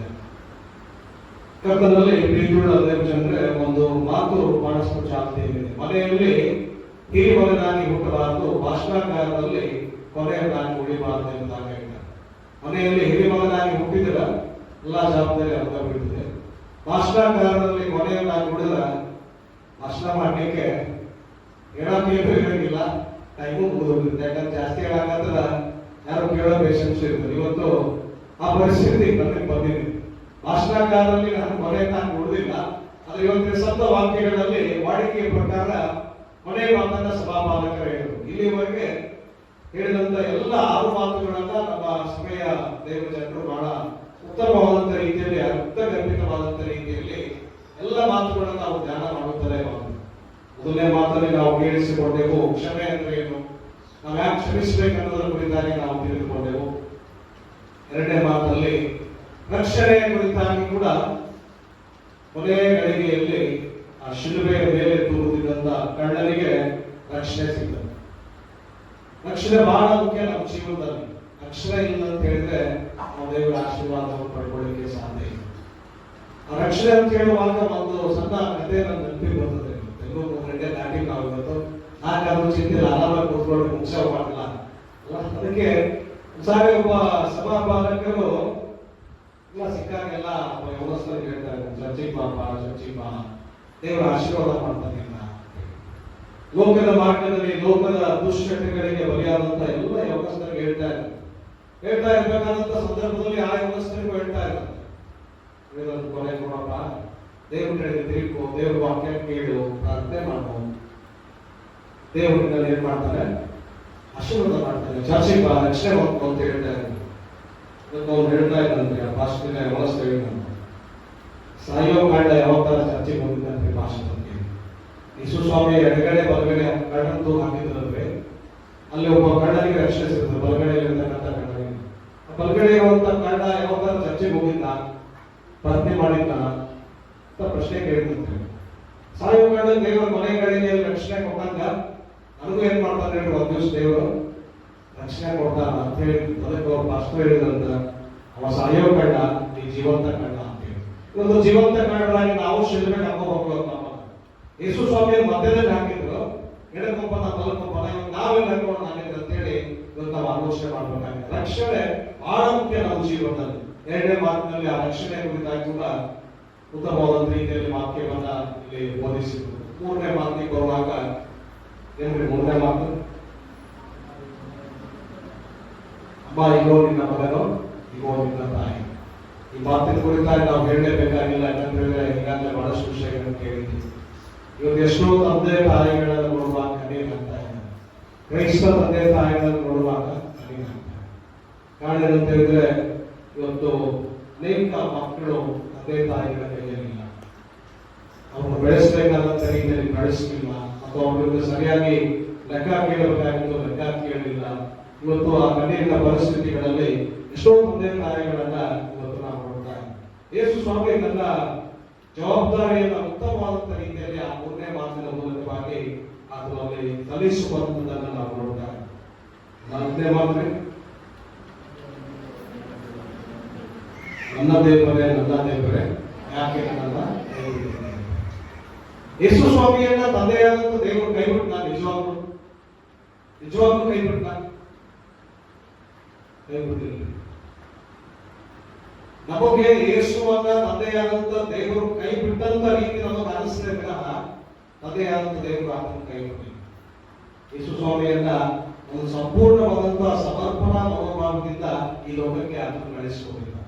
ಆದ್ದರಿಂದ ಕ್ರಿಸ್ತನ ಮೂಲಕವಾಗಿ ಈ ಒಂದು ಲೌಕಿಕವಾದಂತ ರೀತಿಯಲ್ಲಿ ನಾವು ನೋಡುವ ಕೈ ಬಿಟ್ಟಂತೆ ಕಂಡರೂ ಕೂಡ ದೇವರು ನಮ್ಮೆಲ್ಲರನ್ನ ಕೂಡ ಕ್ರಿಸ್ತನ ಮೂಲಕವಾಗಿ ನಮ್ಮೆಲ್ಲರ ಕೈಗಳನ್ನು ಯೇಸು ಸ್ವಾಮಿಯೊಂದಿಗೆ ನಮ್ಮೆಲ್ಲರ ಕೈಗಳನ್ನು ಹಿಡಿದು ಪಾಪದ ಮಾಡಲಿನಿಂದ ನಮ್ಮನ್ನ ಬಿಡಿಸಿ ಕಾಯುವಂತದನ್ನ ಕೂಡ ನಾವು ನೋಡ್ತಾ ಇದ್ದೀವಿ. ಐದನೇ ಮಾತು ಕೂಡ ನಾವು ಧ್ಯಾನ ಮಾಡಿದ್ವಿ. ಐದನೇ ಮಾತು ಏನಂದ್ರೆ ನನಗೆ ನೀರಡಿಕೆ ಆಗಿದೆ. ಬಹಳ ಜನ ನೀರಡಿಕೆ ಆಗಿರ್ಬೋದು, 3 ಗಂಟೆ ಮೂಲಂಗಿ ಮಸ ತಿನ್ಬೇಕು, ಜ್ಯೂಸ್ ಕುಡಿಬೇಕು ಅಂತ ಹೇಳಿ ಅದನ್ನ ಫಾಸ್ಟ್ 3 ಗಂಟೆ ಹತ್ತೆ ಹೋಗ್ತಾರಲ್ಲ ಅಂತ ಹೇಳಿ. ಯಾಕೆ ಯೇಸು ಸ್ವಾಮಿ ನೀರು ಕೇಳ್ತಾರ ಅಂತ ಹೇಳಿದ್ರೆ, ಯೇಸುವಿನ ಕಾಲದಲ್ಲಿ ಒಂದು ದೊಡ್ಡದಾದಂತ ಪ್ರಶ್ನೆ, ಸಂಶಯ ಇತ್ತು ಜನರಲ್ಲಿ. ಯೇಸುವಿನ ಮಾನವತ್ವದ ಬಗ್ಗೆ ಮತ್ತು ಆತನ ದೈವತ್ವದ ಬಗ್ಗೆ ಬಹಳಷ್ಟು ಪ್ರಶ್ನೆ ಇತ್ತು. ಕೆಲವು ಜನರು ಯೇಸುವನ್ನ ಬರಬೇಕಾದಂತ ನಿಜವಾದಂತ ದೇವಕುಮಾರ ಎಂಬುದಾಗಿ ಆತನ ಆಯ್ಕೆ ಮಾಡ್ತಾ ಇದ್ರು.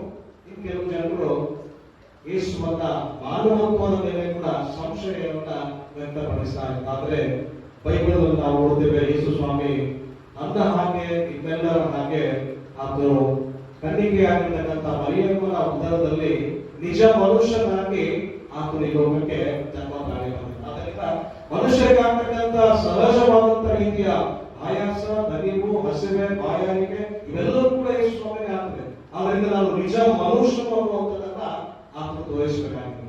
ಯೋಹಾನ ಸುವಾರ್ತೆಯಲ್ಲಿ ನಾವು ನೋಡ್ತೇವೆ, ಸಮಾಜದ ಸ್ತ್ರೀಗೆ ಯೇಸು ಸ್ವಾಮಿ ನೀರು ಕೊಡುವಾಗ ಏನ್ ಹೇಳ್ತಾರೆ, ನಾನು ಕೊಡುವ ನೀರನ್ನ ನೀನು ಕುಡಿದ್ರೆ ನೀನು ಎಂದಿಗೂ ನೀರಡಿಕೆ ಆಗುವುದಿಲ್ಲ ಎಂಬುದಾಗಿ ಹೇಳಿದಂತ ಯೇಸು ಶಿಲುಬೆ ಮೇಲಿರುವಾಗ ನನಗೆ ನೀರಡಿಕೆ ಆಗಿದೆ ಎಂಬುದಾಗಿ, ಅಂದರೆ ಅದು ನಿಜ ಮನುಷ್ಯರು ಅನ್ನುವಂಥದ್ದನ್ನು ಕೂಡ ಅಲ್ಲಿ ಸಾರಬೇಕಾಗಿತ್ತು. ಆದ್ರಿಂದ ಯೇಸು ಸ್ವಾಮಿ ಆ ಮಾತನಲ್ಲಿ ನುಡಿಯುವಂಥದ್ದನ್ನು ನಾವು ನೋಡ್ತಾ ಇದ್ದೀವಿ. 4ನೇ ಮಾತು ಧ್ಯಾನಿಸಿದ್ದೇವೆ, ತೀರಿತು ದಯಂಟ್. ಸಿನಿಮಾ ಹೋಗ್ತಿದ್ವಿ ನಾವೆಲ್ಲ, ಈಗೆಲ್ಲ ಸಿನಿಮಾ ನೋಡೋದು ಬಹಳ ಕಡಿಮೆ. ಸಿನಿಮಾ ಹೋದ ತಕ್ಷಣ ಏನ್ ಬರ್ತಿದ್ರೆ ಅಲ್ಲಿ ದಯಂಟ್ ಅಂತ ಹುಡಿ ಪಿಕ್ಚರ್ ಅಂತ ಹೇಳ್ತೀವಿ. ಆದ್ರೆ ಇದು ಎಂಡ್ ಆಗಲಿಲ್ಲ. ಯೇಸು ತೀರಿತು ಅಂತ ಹೇಳುವಾಗ ಇಲ್ಲಿ ಮುಗಿಲ್ಲ, ಇಲ್ಲಿಂದ ಆರಂಭ ಆಗ್ತದೆ.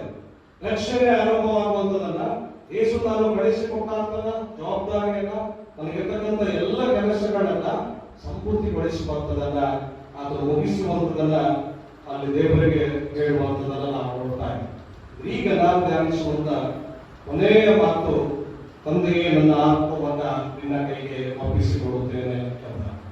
ಈ ಮಾತನ್ನ ಬಹಳ ಗಟ್ಟಿಗಳಿಂದ ಸ್ವಾಮಿ ಕೂಗಿ ಪ್ರಾಣ ಬಿಟ್ಟರು ಎಂಬುದಾಗಿ ಲೂಕನ ಸುವಾರ್ತೆ 23ನೇ ಅಧ್ಯಾಯದ 46ರಿಂದ ಮುಂದಿನ ವಚನಗಳಲ್ಲಿ ಇದರ ಕುರಿತಾಗಿ ನಾವು ನೋಡ್ತಾ ಇದ್ದೀವಿ. ನೋಡ್ರಿ, ತಂದೆಗೆ ನನ್ನ ಆತ್ಮವನ್ನು ನಿನ್ನ ಕೈಗೆ ಒಪ್ಪಿಸಿಕೊಡುತ್ತೇನೆ ಅನ್ನುವಂತ ಈ ಒಂದು 7ನೇ ಮಾತು, ಇದೊಂದು ಸಂಪೂರ್ಣ ಸಮರ್ಪಣೆಯ ಒಂದು ಮಾತಾಗಿ. ಸಮರ್ಪಣೆ ಬಹಳ ಮುಖ್ಯ. ಕಮಿಟ್ಮೆಂಟ್ ನಮ್ಮ ಜೀವನದಲ್ಲಿ ಬಹಳ ಮುಖ್ಯ. ನಾವು ನಮಗೆ ಕೊಡಲ್ಪಟ್ಟಂತ ಕೆಲಸಕ್ಕಾಗ್ಲಿ, ಜವಾಬ್ದಾರಿಗಳಾಗ್ಲಿ, ಅದಕ್ಕೆ ಸಂಪೂರ್ಣವಾದಂತ ರೀತಿಯಲ್ಲಿ ನಾವು ಕಮಿಟ್ಮೆಂಟ್ ಮಾಡದೆ ಹೋದ್ರೆ ನಾವು ಆ ಜವಾಬ್ದಾರಿಗಳನ್ನ ಸರಿಯಾದಂತ ರೀತಿಯಲ್ಲಿ ನಿಭಾಯಿಸಲಿಕ್ಕೆ ಸಾಧ್ಯ ಇಲ್ಲ. ದೇವರು ನಮ್ಮೆಲ್ಲರಿಗೆ ಒಂದೊಂದು ಉದ್ಯೋಗಗಳನ್ನ ಕೊಟ್ಟಿದ್ದಾನೆ. ಟೀಚರ್ಗಳು, ಡಾಕ್ಟರ್ಗಳು, ನರ್ಸ್ಗಳು, ಮಾಸ್ಟರ್, ಬೇರೆ ಬೇರೆ ಎಲ್ಲ ರೀತಿಯ ಜವಾಬ್ದಾರಿಗಳನ್ನ ದೇವರು ನಮಗೆ ನಿಭಾಯಿಸುತ್ತಿದ್ದಾನೆ. ದೇವರು ಕೊಟ್ಟಂತ ಈ ಎಲ್ಲ ಕೆಲಸ ಕಾರ್ಯಗಳನ್ನ ಸಂಪೂರ್ಣ ಸಮರ್ಪಣಾ ಮನೋಭಾವದಿಂದ ಯಾರು ಮಾಡ್ತಾರೆ ಅವ್ರು ಮಾತ್ರ ದೇವರಿಗೆ ಲೆಕ್ಕ ಒಪ್ಪಿಸಲಿಕ್ಕೆ ಸಾಧ್ಯ ಆಗ್ತದೆ.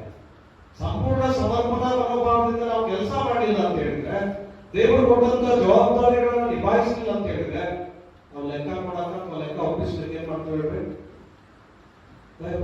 ದೇವರಿಗೆ ಆಗಲಿ ಅಥವಾ ನಮ್ಮ ಅಧಿಕಾರಿಗಳಿಗಾಗಲಿ ನಮ್ಮ ಸಹಮಾನವರಿಗಾಗಿ ನಾವು ಲೆಕ್ಕ ಕೊಡಲಿಕ್ಕೆ ಎದುರಬೇಕಾದಂತ ಪರಿಸ್ಥಿತಿ ಬರ್ತದೆ. ಆದ್ರಿಂದ ಕರ್ತನಲ್ಲಿ ಪ್ರಿಯ ದೇವಜನರೇ, ಇಲ್ಲಿ ತಂದೆಯಾದಂತ ದೇವರಿಗೆ ತನ್ನನ್ನು ಕಳಿಸಿಕೊಟ್ಟಾಗಿರ್ತಕ್ಕಂಥ ತನ್ನ ತಂದೆಗೆ ಯೇಸು ಸ್ವಾಮಿ ಆ ಸಂಪೂರ್ಣ ಸಮರ್ಪಣಾ ಮನೋಭಾವದ ಆತ್ಮಿಕವಾದಂತ ಲೆಕ್ಕವನ್ನ, ತನ್ನ ಆತ್ಮವನ್ನ ತಂದೆಯಾದಂತ ದೇವರಿಗೆ ಆತ್ಮ ಒಪ್ಪಿಸಿಕೊಳ್ಳುವಂತಾಗಿದ್ದಾರೆ. ಆತ್ಮ ಅಥವಾ ಜೀವ ಅಂತ ಹೇಳುವಾಗ ಬಹಳ ಮುಖ್ಯ ನಮ್ಮೆಲ್ಲರ ಜೀವನದಲ್ಲಿ. ಆತ್ಮ ಮತ್ತು ಜೀವ ನಮ್ಮ ಜೀವನದಲ್ಲಿ ಬಹಳ ಮುಖ್ಯ.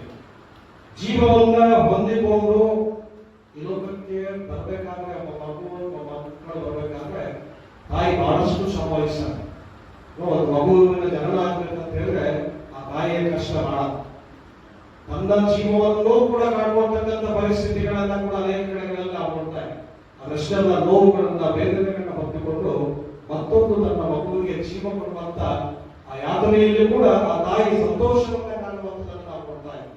ಅದೇ ರೀತಿಯಾಗಿ ಯೇಸು ಸ್ವಾಮಿ ಕೂಡ ಆ ಆತ್ಮವನ್ನ, ಜೀವವನ್ನ ದೇವರ ದಿವ್ಯವಾದಂತ ಆಶೀರ್ವಾದದ ಮೂಲಕವಾಗಿ ತನ್ನ ತಾಯಿಯಾಗಿರ್ತಕ್ಕಂಥ ಮರಿಯಮ್ಮನ ಉದರದಿಂದ ಲೋಕಕ್ಕೆ ಬಂದಿದ್ದಾರೆ. ನೋಡ್ರಿ, ಜೀವ ಕೊಟ್ಟಂತ ದೇವರಿಗೆ ಏನ್ ಮಾಡಬೇಕು? ಕೂಡ ಜೀವ ಉಳಿಸಬೇಕು. ಜೀವ ಕೊಟ್ಟಂತ ದೇವರಿಗೆ, ಆತ್ಮವನ್ನ ಕೊಟ್ಟಂತ ದೇವರಿಗೆ ನಮ್ಮ ಆತ್ಮವನ್ನ ಆ ದೇವರಿಗೆ ನಾವು ಒಪ್ಪಿಸುವಂತದ್ದಾಗ್ತದೆ. ಅನೇಕ ಕಡೆಗಳಲ್ಲಿ ನಾವು ನೋಡ್ತಾ ಇದ್ದೇವೆ. ಏನಂತ ಹೇಳಿದ್ರೆ, ಏನ್ ನಮಗೆ ಸೂಚಿಸಿದ ಅಂತ ಹೇಳಿದ್ರೆ, ನಮಗೆ ಕೊಡಲ್ಪಟ್ಟಂತ ಜವಾಬ್ದಾರಿಗಳಿಗೆ, ಕೆಲಸ ಕಾರ್ಯಗಳಿಗೆ ನಾವು ದೇವರಿಗೆ ಲೆಕ್ಕ ಒಪ್ಪಿಸಬೇಕು. ಮತ್ತು ಎರಡನೇದಾಗಿ ನಮ್ಮ ಈ ಆತ್ಮಕ್ಕೆ, ಜೀವಕ್ಕೆ ಕೂಡ ನಾವು ದೇವರಿಗೆ ಅದನ್ನು ದೇವರಿಗೆ ಒಪ್ಪಿಸುವಂತವರು ಅಥವಾ ಲೆಕ್ಕ ಕೊಡುವಂತವರು ನಾವು ಆಗ್ಬೇಕು ಎನ್ನುವಂಥದ್ದನ್ನ ದೇವರ ವಾಕ್ಯ ನಮಗೆ ತಿಳಿಸುವಂತದನ್ನ ನಾವು ನೋಡ್ತಾ ಇದ್ದೇವೆ. ಸಾಮಾನ್ಯವಾಗಿ ಇತ್ತೀಚಿನ ದಿನಗಳಲ್ಲಿ ಏನಾಗಿದೆ ಅಂತ ಹೇಳಿದ್ರೆ, ಜೀವದಾಗ್ಲಿ ಅಥವಾ ಆತ್ಮದಾಗ್ಲಿ ಭಯ ಯಾಕೆ? ಜೀವ ಭಯ ಇಲ್ಲ. ಜೀವ ಈ ಲೋಕಕ್ಕೆ ಬರ್ಬೇಕಂತ ಹೇಳಿದ್ರೆ, ನಾವು ಜೀವದ ಸಂಖ್ಯೆಯಲ್ಲಿ ಇರ್ಬೇಕಂತ ಹೇಳಿದ್ರೆ ಅದೆಷ್ಟು ಪರಿಶ್ರಮ ಇದೆ, ಎಷ್ಟಿರೋದು ಯಾವುದು ಕೂಡ ಇವತ್ತು ಬಾಧೆ ಕೊಡುವಂತದನ್ನ ನಾವು ನೋಡ್ತಾ ಇದ್ದೀವಿ.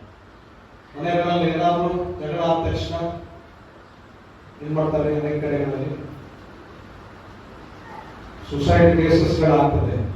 ನೋಡ್ಬೇಕು, ಸೋಷಿಯಲ್ ಮೀಡಿಯಾದಲ್ಲಿ, ಪೇಪರ್ಗಳಲ್ಲೆಲ್ಲ ಬರ್ತದೆ. ಸಣ್ಣ ಪುಟ್ಟ ಜಗಳಗಳಿಗೆ ತಂದೆ ಬೈದ ಅಂತ ಹೇಳಿ ಮಗಳು ಅಥವಾ ಶಾಲೆಗಳಲ್ಲಿ ಮೇಷ್ಟ್ರು ಬೈದು ಅಂತ ಹೇಳಿದ ತಕ್ಷಣ ಮತ್ತೆ ಅವಾಗ ಹುಡುಗಿ ಇನ್ನು ಮನೆಗಳಲ್ಲಿ ಅನೇಕ ಕಡೆ ಏನಾಗಿದೆ ಅಂತ ಹೇಳಿದ್ರೆ, ಕ್ರೈಸ್ತ ಕುಟುಂಬಗಳಲ್ಲಿ ಕೂಡ ಮನೆಗಳಲ್ಲಿ, ದಂಪತಿಗಳಲ್ಲಿ ಜಗಳ ಬರುವಾಗ, ಕಲಹಗಳು ಬರುವಾಗ ಈಗ ಒಂದು ದೊಡ್ಡ ಟ್ರೆಂಡ್ ಸ್ಟಾರ್ಟ್ ಆಗಿದೆ. ಏನ್ ಟ್ರೆಂಡ್ ಹೇಳಿ? ಗಂಡ ಹೆಂಡತಿ ಏನೆಲ್ಲ ಬೈದ ತಕ್ಷಣ ಹೆಂಡತಿ ಸೀದಾ ಹಗ್ಗ ತಗೊಂಡು ಹಳ್ಳದ ಕಡೆ ಹೋಗ್ಬೋದು, ಇಲ್ಲ ಹಗ್ಗ ತಗೊಂಡು ಮದ್ದಿನ ಕೋರಿಗೆ ಹೋಗ್ಬೋದು, ಅಲ್ಲ ಕೈಯ ಸಿರಿ ಹಿಡ್ಕೊಂಡೆಲ್ಲ ಹೋಗ್ಬೋದು. ಇಷ್ಟೊಂದು ಸಾಯ್ಲಿಕ್ಕಲ್ಲ, ಯಾರು ನೆನೆಸ್ಲಿಕ್ಕೆ? ಯಾರಿಗೆ? ಈ ಗಂಡ ಏನೋ ಉಲ್ಟಾ, ಹೆಂಡತಿ ಗಂಡನಿಗೆ ಏನಾದ್ರು ಹೇಳಿದ್ರು ಕೂಡ ನಾನು ದುಡ್ಡು ಆಗ್ತಾ ಇದ್ದೀನಿ, ನಾನು ಸಾಕ್ತಾ ಇದ್ದೀನಿ, ಸಾಕಾಗ್ಬಿಟ್ಟದ ನನ್ನ ಜೀವನ, ಎದ್ದಾಗ ಹೋಗಿ ಸಾಯ್ತೀನಿ. ಹೀಗೆ ಈ ಒಂದು ಟ್ರೆಂಡ್ ಕೂಡ ನಾವು ಇತ್ತೀಚಿನ ದಿನಗಳಲ್ಲಿ ಬಹಳ ಕಡೆ ಹೆಚ್ಚಾಗ್ತಾ ಇದೆ. ಬರೀ ಟ್ರೆಂಡ್ ಮಾತ್ರ ಉಳಿದಿಲ್ಲ. ಇದು ಕೆಲವು ತಮ್ಮ ಒಂದು ಅಜ್ಞಾನದ ಮೂಲಕವಾಗಿ ನಮಗೆ ಜೀವ ಕೊಟ್ಟಂತ ದೇವರಿಗೆ ತಮ್ಮ ಜೀವವನ್ನು ಒಪ್ಪಿಸುವಂತ ಜವಾಬ್ದಾರಿಗೆ ಲೆಕ್ಕದಾಯತ್ವ ನನ್ನ ಮೇಲಿದೆ ಅಂತ ಹೇಳಿ ತಿಳ್ಕೊಳ್ಳದೆ ಹೋಗಿ ಸಾಯ್ತಕ್ಕಂಥ ಅನೇಕ ಕ್ರೈಸ್ತ ಸಹೋದರ ಸಹೋದರಿಯರನ್ನ ಇವತ್ತು ನಾವು ಕಾಣ್ತಾ ಇದ್ದೀವಿ. ಆದ್ರಿಂದ ಕರ್ತನಲ್ಲಿ ಪ್ರೀತಿಯುಳ್ಳ ದೇವರಿಗೆ ಒಂದು ದೊಡ್ಡದಾದಂತಹ ದುರಂತ. ಯಾಕಂತ ಹೇಳಿದ್ರೆ, ಈ ಒಂದು 7ನೇ ಮಾತನ್ನು ನಾವು ಗಮನಿಸುವಾಗ, ದೇವರು ನಮಗೆ ಜೀವ ಕೊಟ್ಟಿದ್ದಲ್ಲ, ಕೊನೆ ಕಡೆಗೆ ಬರುವವರೆಗೂ ಕೂಡ ನಾವೆಲ್ಲ ಸಹಿಸಿಕೊಳ್ಳಬೇಕು. ಜೀವನದಲ್ಲಿ ಕಷ್ಟ ಬರಲಿ, ನೋವುಗಳು ಬರಲಿ, ಸೋಲುಗಳು ಬರಲಿ, ಚಿಂತೆಗಳು ಬರಲಿ, ಅವು ಏನೇ ಬಂದರೂ ಕೂಡ ಅವೆಲ್ಲವುಗಳನ್ನ ಸಂತೋಷವಾಗಿ ನಾವು ಕೂಡ ಸಹಿಸಿಕೊಳ್ಳುವಂತ ಶಕ್ತಿಯನ್ನ, ಎದುರಿಸುವಂತ ಶಕ್ತಿಯನ್ನ ದೇವರೇ ನಿಮಗೆ ನನಗೆ ಕೊಡು ಎಂಬುದಾಗಿ ನಾವು ದೇವರಲ್ಲಿ ಪ್ರಾರ್ಥನೆ ಮಾಡಿ, ಅಂತಿಮವಾಗಿ ನಮ್ಮ ಜೀವವನ್ನ, ಆತ್ಮವನ್ನ ಯೇಸು ಸ್ವಾಮಿಯ ಮಾದರಿಯಲ್ಲಿ ನಾವು ಕೂಡ ತಂದೆಯಾದಂತ ದೇವರಿಗೆ ನಾವು ಒಪ್ಪಿಸಿಕೊಳ್ಳುವಂತದ್ದಾಗಿದೆ. ಆದ್ದರಿಂದ ಕರ್ತನಲ್ಲಿ ಪ್ರೀತಿಯುಳ್ಳ ದೇವರೆಂದ್ರೆ, ಈ ಒಂದು ಸಮರ್ಪಣಾ ಜೀವ ಅಂತ ಹೇಳುವಾಗ ಬರೀ ನಾನು ಸತ್ತಾಗ ದೇವರಿಗೆ ನಂದು ಜೀವ ಒಪ್ಪಿಸಿಕೊಳ್ಳುವ ಆತ್ಮ ಒಪ್ಪಿಸ ಮಾತ್ರ ಅಲ್ಲ, ನಮ್ಮ ಜವಾಬ್ದಾರಿಗಳಿದೆ. ದೇವರು ನಮಗೆ ಅನೇಕ ರೀತಿಯ ಆಶೀರ್ವಾದಗಳನ್ನ ಮಾಡಿದ್ದಾನೆ. ಅವೆಲ್ಲವುಗಳಿಗೆ ನಾವು ದೇವರಿಗೆ ಲೆಕ್ಕ ಕೊಡಬೇಕು. ಸುಮಡಿಯಲ್ಲಿರ್ತಕ್ಕಂಥ ನಾವೆಲ್ಲರೂ ಕೂಡ ನಿಮ್ಗೆಲ್ಲ ದೇವರು ಎಲ್ಲ ಒಳ್ಳೆ ಆಶೀರ್ವಾದ ಮಾಡಿದ್ದಾರೆ, ಮನೆ ಆಸ್ತಿ ಅಂತಸ್ತು ಎಲ್ಲ ಕೊಡ. ಈಗ ಸುಮಡಿನ ಹಾಳಾಗಿ ಕೊಟ್ಟಂತ ಹೇಳಿದ್ರೆ ಈಗ ನಾಳೆ ಕೊಟ್ಬಿಟ್ರೆ ನಾನು ಆರಾಮಿದ್ದೀನಿ, ಮನೆ ಚಂದ ಐತಿ, ನಾನು ಭಾಳ ಚಂದಿದೆ ಅಂತ ಹೇಳಿ ಮನೆಯಾಗಿ ಕೂತ್ಕೊಳ್ಳೋದಲ್ಲ, ಅದಕ್ಕೆ ಲೆಕ್ಕ ಒಪ್ಪಿಸ್ಬೇಕು. ನಾವು ದೇವರಿಗೆ ಸ್ಥಳದಲ್ಲಿ ನಾವು ಇಟ್ಟಾನ ಅಂತ ಹೇಳಿದ ದೇವರಿಗೆ ಸಮರ್ಪಕರಾಗಿದ್ದುಕೊಂಡು ಸಮರ್ಪಣೆ ಮಾಡಿಕೊಂಡು ಈ ಒಂದು ಇದನ್ನು ಉತ್ತಮವಾದ ರೀತಿಯಲ್ಲಿ ದೇವರ ಆಲಯವನ್ನ, ಸಭೆಯನ್ನ, ನಮ್ಮ ಸಮುದಾಯವನ್ನ ಕಾಪಾಡುವುದಕ್ಕಾಗಿ ಕೂಡ ನಾವು ನಮ್ಮನ್ನ ದೇವರಿಗೆ ಸಮರ್ಪಿಸಿಕೊಂಡು ದೇವರ ದೇವರು ನಮ್ಮ ನ್ಯಾಯ ವಿಚಾರಣೆಯಿಂದಲೇ ಮಗನೇ ಇಷ್ಟು ವರ್ಷ ಇಷ್ಟು ದಿವಸಗಳ ಕಾಲ ನಿನ್ನನ್ನು ಇಂಥ ಸ್ಥಳದಲ್ಲಿ ಇಟ್ಟಿದೆ, ಇಂಥ ಒಂದು ಜವಾಬ್ದಾರಿಯನ್ನ ಕೊಟ್ಟಿದ್ದೆ, ಇಂಥ ನೌಕರಿಯನ್ನ ಕೊಟ್ಟಿದ್ದೆ, ಉದ್ಯೋಗ ಕೊಟ್ಟಿದ್ದೆ, ಏನ್ ಮಾಡಿದ್ದೆ? ನಾವು ಸರಿಯಾಗಿ ಕೊಡಲ್ಪಟ್ಟಂತ ಎಲ್ಲಾ ಜವಾಬ್ದಾರಿಗಳನ್ನ ನಾವು ಸರಿಯಾಗಿ ಕಮಿಟ್ಮೆಂಟ್ ಇಂದ ಮಾಡಿದ್ರೆ ದೇವರಿಗೆ ಏನ್ ಹೇಳ್ತೀವಿ ನಾವು ಲೆಕ್ಕ ಕೊಡಾಕ ನಾವು ಯಾರ ರೀತಿಯಲ್ಲಿ ಸಾಧ್ಯ ಇಲ್ಲ. ಸಂಪೂರ್ಣವಾಗಿ ಸಮರ್ಪಣಾ ಮನೋಭಾವದಿಂದ ಕೊಡಲ್ಪಟ್ಟಂತ ಜವಾಬ್ದಾರಿಗಳನ್ನು ನಾವು ನಿಭಾಯಿಸಿದ್ರೆ ಸಂತೋಷವಾಗಿ ನಾವು ದೇವರ ಮುಂದೆ ನಮ್ಮ ಕೆಲಸ ಕಾರ್ಯಗಳಿಗಾಗಲಿ ಉದ್ಯೋಗಗಳಿಗಾಗಲಿ ನಾವು ದೇವರ ಮುಂದೆ ಕೊಡಲ್ಪಟ್ಟಂತ ಅವಧಿಯಲ್ಲಿ ನಾವು ಲೆಕ್ಕ ಕೊಡುವಂಥದನ್ನ ನಾವು ನೋಡ್ತಾ ಇದ್ದೀವಿ. ಇನ್ನೂ ಅನೇಕರನ್ನ ನಾವು ಗಮನಿಸುವ ಕಮಿಟ್ಮೆಂಟೇ ಇರುವುದಿಲ್ಲ ಜೀವನದಲ್ಲಿ. ದೊಡ್ಡ ದೊಡ್ಡ ಸ್ಥಾನಗಳಲ್ಲಿ ದೊಡ್ಡ ದೊಡ್ಡ ಅಧಿಕಾರಿಗಳಲ್ಲಿ ಇರ್ತಕ್ಕಂಥವ್ರನ್ನ ಅನೇಕರನ್ನ ನಾವು ನೋಡ್ತಾ ಇದ್ದೀವಿ. ಕ್ರೈಸ್ತ ಸಹೋದರ ಸಹೋದರಿಯನ್ನ ಕಮಿಟ್ಮೆಂಟ್ ಇಲ್ಲ, ಆದ್ರೆ ಸ್ಥಾನಮಾನಗಳು ಬೇಕು, ಅಧಿಕಾರ ಬೇಕು. ಕಮಿಟ್ಮೆಂಟ್ ಇಲ್ಲದೆ ಇರತಕ್ಕಂಥ ವ್ಯಕ್ತಿಗಳು ತಮ್ಮ ಜೀವನದಲ್ಲಿ ಮತ್ತೊಬ್ಬರಿಗೆ ಆ ಲೆಕ್ಕವನ್ನು ಒಪ್ಪಿಸಲಿಕ್ಕೆ ಹೆದರುವಂತದಲ್ಲ. ಅಥವಾ ಇನ್ನೊಬ್ಬರಿಗೆ ನಾನು ಏನಾದ್ರು ಲೆಕ್ಕ ಕೊಟ್ಟರೆ ಅವ್ರೇನ್ ಮಾಡ್ತಾರೆ, ನನ್ನ ಹಗರಣೆಗಳನ್ನ ತೆಗಿತಾರೆ ಎಂಬುದಾಗಿ ಹೇಳಿ ಲೆಕ್ಕವನ್ನ ಕೊಡದೇ ಇರುವಂತದ್ದು ಇದು ಒಂದು ಮಾನವನಲ್ಲಿ. ಅದ್ರ ಅಂತಿಮವಾಗಿ ದೇವರು ಲೆಕ್ಕ ಕೇಳ್ತಾರೆ. ದೇವರು ಲೆಕ್ಕ ಕೇಳುವಾಗಲೂ ಕೂಡ ಸರಿಯಾದಂತ ರೀತಿಯಲ್ಲಿ ನಮ್ಮ ಲೆಕ್ಕಗಳನ್ನ ನಾವು ತಂದೆಯಾದಂತ ದೇವರಿಗೆ ಒಪ್ಪಿಸಬೇಕಾಗಿದೆ. ನಾವು ಸಂಪೂರ್ಣವಾಗಿ ದೇವರಿಗೆ ನಾವು ಕಮಿಟ್ಮೆಂಟ್ ಆಗಿದ್ರೆ, ಸಂಪೂರ್ಣವಾದಂತಹ ಸಮರ್ಪಣಾ ಮನೋಭಾವ ನಮ್ಮಲ್ಲಿದ್ರೆ ನಾವು ಯಾರಿಗೂ ಹೆದರಬೇಕಾಗಿಲ್ಲ. ದೇವರು ನಮ್ಮ ಉತ್ತಮವಾದಂತ ರೀತಿಯ ಅಭಿವೃದ್ಧಿ ಕಾರ್ಯಗಳಲ್ಲಿ ನಮ್ಮನ್ನ ಆತರು ನಡೆಸುವಂತದ್ದಾಗಿಲ್ಲ. ಅನೇಕ ಸಾರಿ ನಾವು ನೋಡ್ತಾ ಇದ್ದೀವಿ, ಜನರು ಕೂಡ ಲೆಕ್ಕ ಕೇಳುವಂಥದ್ದು, ಪ್ರಶ್ನೆ ಮಾಡುವಂಥದ್ದು ಯಾರನ್ನ ಹೇಳಿದ್ರೆ ಯಾರು ಕಮಿಟ್ಮೆಂಟ್ ಇಂದ ದೇವರ ಕಾರ್ಯಗಳನ್ನ ಲೆಕ್ಕದಾಯಕವಾಗಿ ಮಾಡ್ತಾ ಇರ್ತಾರೋ ಅವ್ರು ಬಂದು ಪ್ರಶ್ನೆ ಮಾಡ್ತಾರೆ. ಇದು ಒಂದು ದುರಂತ. ಕ್ರೈಸ್ತ ಸಭೆಗಳಲ್ಲಿ ಕೂಡ ಯೇಸುಸ್ವಾಮಿಯ ಕಾಲದಲ್ಲಿ ಕೂಡ ಹಾಗೆ ಆಗ್ತದೆ. ಯಾರು ಸರಿಯಾದಂತ ರೀತಿಯಲ್ಲಿ ಕರ್ತನ ಸೇವೆಯನ್ನ ಮಾಡಿ ಕೊಡಲ್ಪಟ್ಟಂತ ಜವಾಬ್ದಾರಿಗಳನ್ನು ಅಭ್ಯಗತರಾಗಿಕೊಂಡು ಸೇವೆ ಮಾಡಿ ಲೆಕ್ಕವನ್ನು ಇಟ್ಟಿರ್ತಾರೆ, ಅವ್ರಿಗೆ ಬಂದು ಅವ್ರ ಕುರಿತಾಗೆ ಇಲ್ಲ ಸರದ ಆರೋಪಗಳನ್ನ ಮಾಡ್ತಕ್ಕಂಥ ಅನೇಕರನ್ನ ಯೇಸುಸ್ವಾಮಿಯ ಕಾಲದಲ್ಲಿ ಕೂಡ ನಾವು ದೇವರ ವಾಕ್ಯದಲ್ಲಿ ಓದ್ತಾ ಇದ್ವಿ. ಇವತ್ತಿನ ಒಂದು ಸಭೆಗಳಲ್ಲಿ ಸಮುದಾಯಗಳಲ್ಲಿ ಕೂಡ ಆ ಕುರಿತಾಗಿ ನಾವು ನೋಡ್ತಾ ಇದ್ವಿ. ಆದ್ದರಿಂದ ಕರ್ತನಲ್ಲಿ ಪ್ರೀತಿಯುಳ್ಳ ದೇವರೇ, ಜೀವಿತರ ಸಂಖ್ಯೆಗಿರಿಸಿರುವಂತ ಯೇಸು ಸ್ವಾಮಿಗೆ ನಾವು ಸ್ತೋತ್ರ ಸಲ್ಲಿಸೋಣ ಮತ್ತು ನಮಗೆ ಕೊಡಲ್ಪಟ್ಟಂತ ಜವಾಬ್ದಾರಿಯುತವಾದಂತ ಸೇವೆಗೆ ಮತ್ತು ಅವಕಾಶಗಳಿಗಾಗಿ ಉದ್ಯೋಗಗಳಿಗಾಗಿ ದೇವರು ಕೊಟ್ಟದಕ್ಕಾಗಿ ನಾವು ಸರಿಯಾಗಿ ನ್ಯಾಯವನ್ನ ಅಥವಾ ಲೆಕ್ಕವನ್ನ ಒಪ್ಪಿಸುವಂತ ನಾವಾಗುವುದಕ್ಕೆ ಈ ಒಂದು ಮಾತು ನಮಗೆ ಕರೆಯನ್ನ ಕೊಡುವಂತದ್ದಾಗಿದೆ.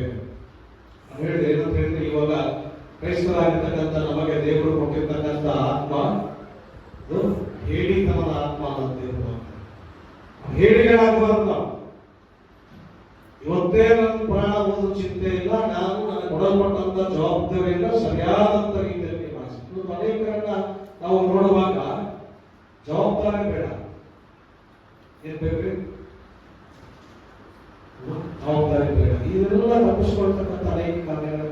ಆ ಜವಾಬ್ದಾರಿಯಿಂದ ನಾವು ದೂರ ಸರಿಯುವಾಗ ಇವತ್ತೇನಾಗ್ತದೆ ಅಂತ ಹೇಳಿದ್ರೆ, ಎಲ್ಲ ಕಡೆಗಳಲ್ಲಿ ನಾವು ನೋಡುವಾಗ ನಮ್ಮ ಸಭೆಗಳಾಗಲಿ ಸಮುದಾಯಗಳಾಗಲಿ ಯಾವ್ದೋ ಸ್ವತ್ತಾಗಿ ಯಾವ್ದೋ ಪಾಠಗಳಾಗಿ ಇವತ್ತು ಸೈತಾನನ ಒಂದು ಕಾರ್ಯಗಳು ಎಲ್ಲ ಕಡೆಗಳಲ್ಲಿ ಅದು ವ್ಯಾಪಿಸುವಂತದನ್ನ ನಾವು ನೋಡ್ತಾ ಇದ್ದೀವಿ. ದಿವಸ ದೇವರ ಮಕ್ಕಳಾದಂತ ನಾವು ದೇವರಿಗೆ ಲೆಕ್ಕ ಕೊಡಬೇಕಾದ್ರು, ದೇವರು ನಮ್ಮನ್ನ ಲೆಕ್ಕ ನೀಡ್ತಾರೆ ಅಂತಕ್ಕಂಥ ಸ್ಪಷ್ಟತೆಯನ್ನು ನಾವು ಇಟ್ಕೊಂಡು ಮುಂದೆ ಹೋಗೋದಕ್ಕೆ ನಾವು ಪ್ರಯಾಸ ಮಾಡೋಣ. ಅದೇ ವೇಳೆಯಲ್ಲಿ ನಮ್ಮ ಜೀವ ಆತ್ಮ ಇದನ್ನು ನಾವು ಯಾರು ಕೂಡ ಲಘುವಾಗಿ ಸ್ವೀಕಾರ ಮಾಡಬಾರದು. ನಾವು ಯಾರು ಕೂಡ ಹಗುರವಾಗಿ ನಾವು ಯಾರು ಕೂಡ ಇದನ್ನು ತಗೊಳ್ಬಾರ್ದು. ಇದನ್ನ ದೇವರು ಕೊಟ್ಟಂತ ಜೀವ ಕೊಟ್ಟಂತ ದೇವರಿಗೆ ನಾವು ಜೀವವನ್ನ ಒಪ್ಪಿಸುವಂತವರು, ಆತ್ಮವನ್ನ ಒಪ್ಪಿಸುವಂತವರು.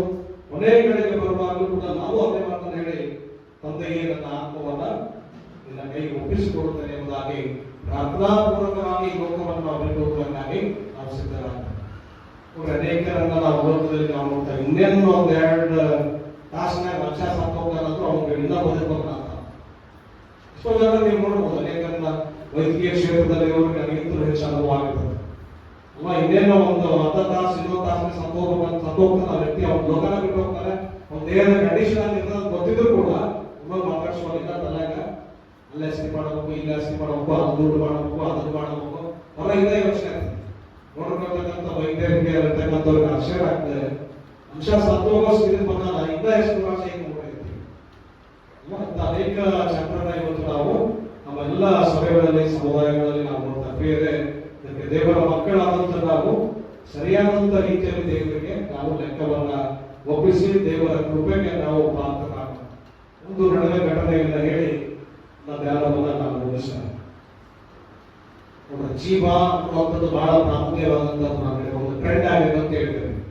ಟ್ರೆಂಡ್ ಆಗಿದೆ ಅಂತ ಹೇಳಿ ಮತ್ತೆ ನಾಳಿಂದ ನೀವು ಯಾವಾಗ ಎದುರಿಸ್ಬಾರ್ರಿ, ನಿಮ್ ಗಂಡ ನೀವು ಅಲ್ವಾ. ಎರಡನೇ ಮಾತ್ರ ಪಾಸ್ಟ್ರಿ ಅಂತೇಳಿ ಅಂತ ಹೇಳಿ ಮತ್ತೆ ಅಕ್ಕ ತಗೊಂಡು ಅರ್ಧಕ್ಕೆ ಹೋಗೋದು, ಅಕ್ಕ ಮಕ್ಕಳು ಮಾಡ್ಬೋದು. ದೇವರ ಮೇಲೆ ನಂಬಿಕೆಯನ್ನು ಇಟ್ಟುಕೊಂಡು ದೇವರೇ ಎಷ್ಟೇ ಕಷ್ಟ ಬರಲಿಪ್ಪ ಅದನ್ನ ಸಹಿಸಿಕೊಳ್ಳುವಂತ ಶಕ್ತಿ ಬಲ ನನಗೆ ಕೊಡು ಅಂತ ಹೇಳಿ ಮನುಷ್ಯರಾದಂತ ನಮ್ಮ ಜೀವನದಲ್ಲಿ ಅನೇಕ ಕಷ್ಟಗಳು ದೇವರ ಮಕ್ಕಳನ್ನೇ ಹುಡುಕಿಕೊಂಡು ಬರ್ತಕ್ಕಂಥದ್ದು.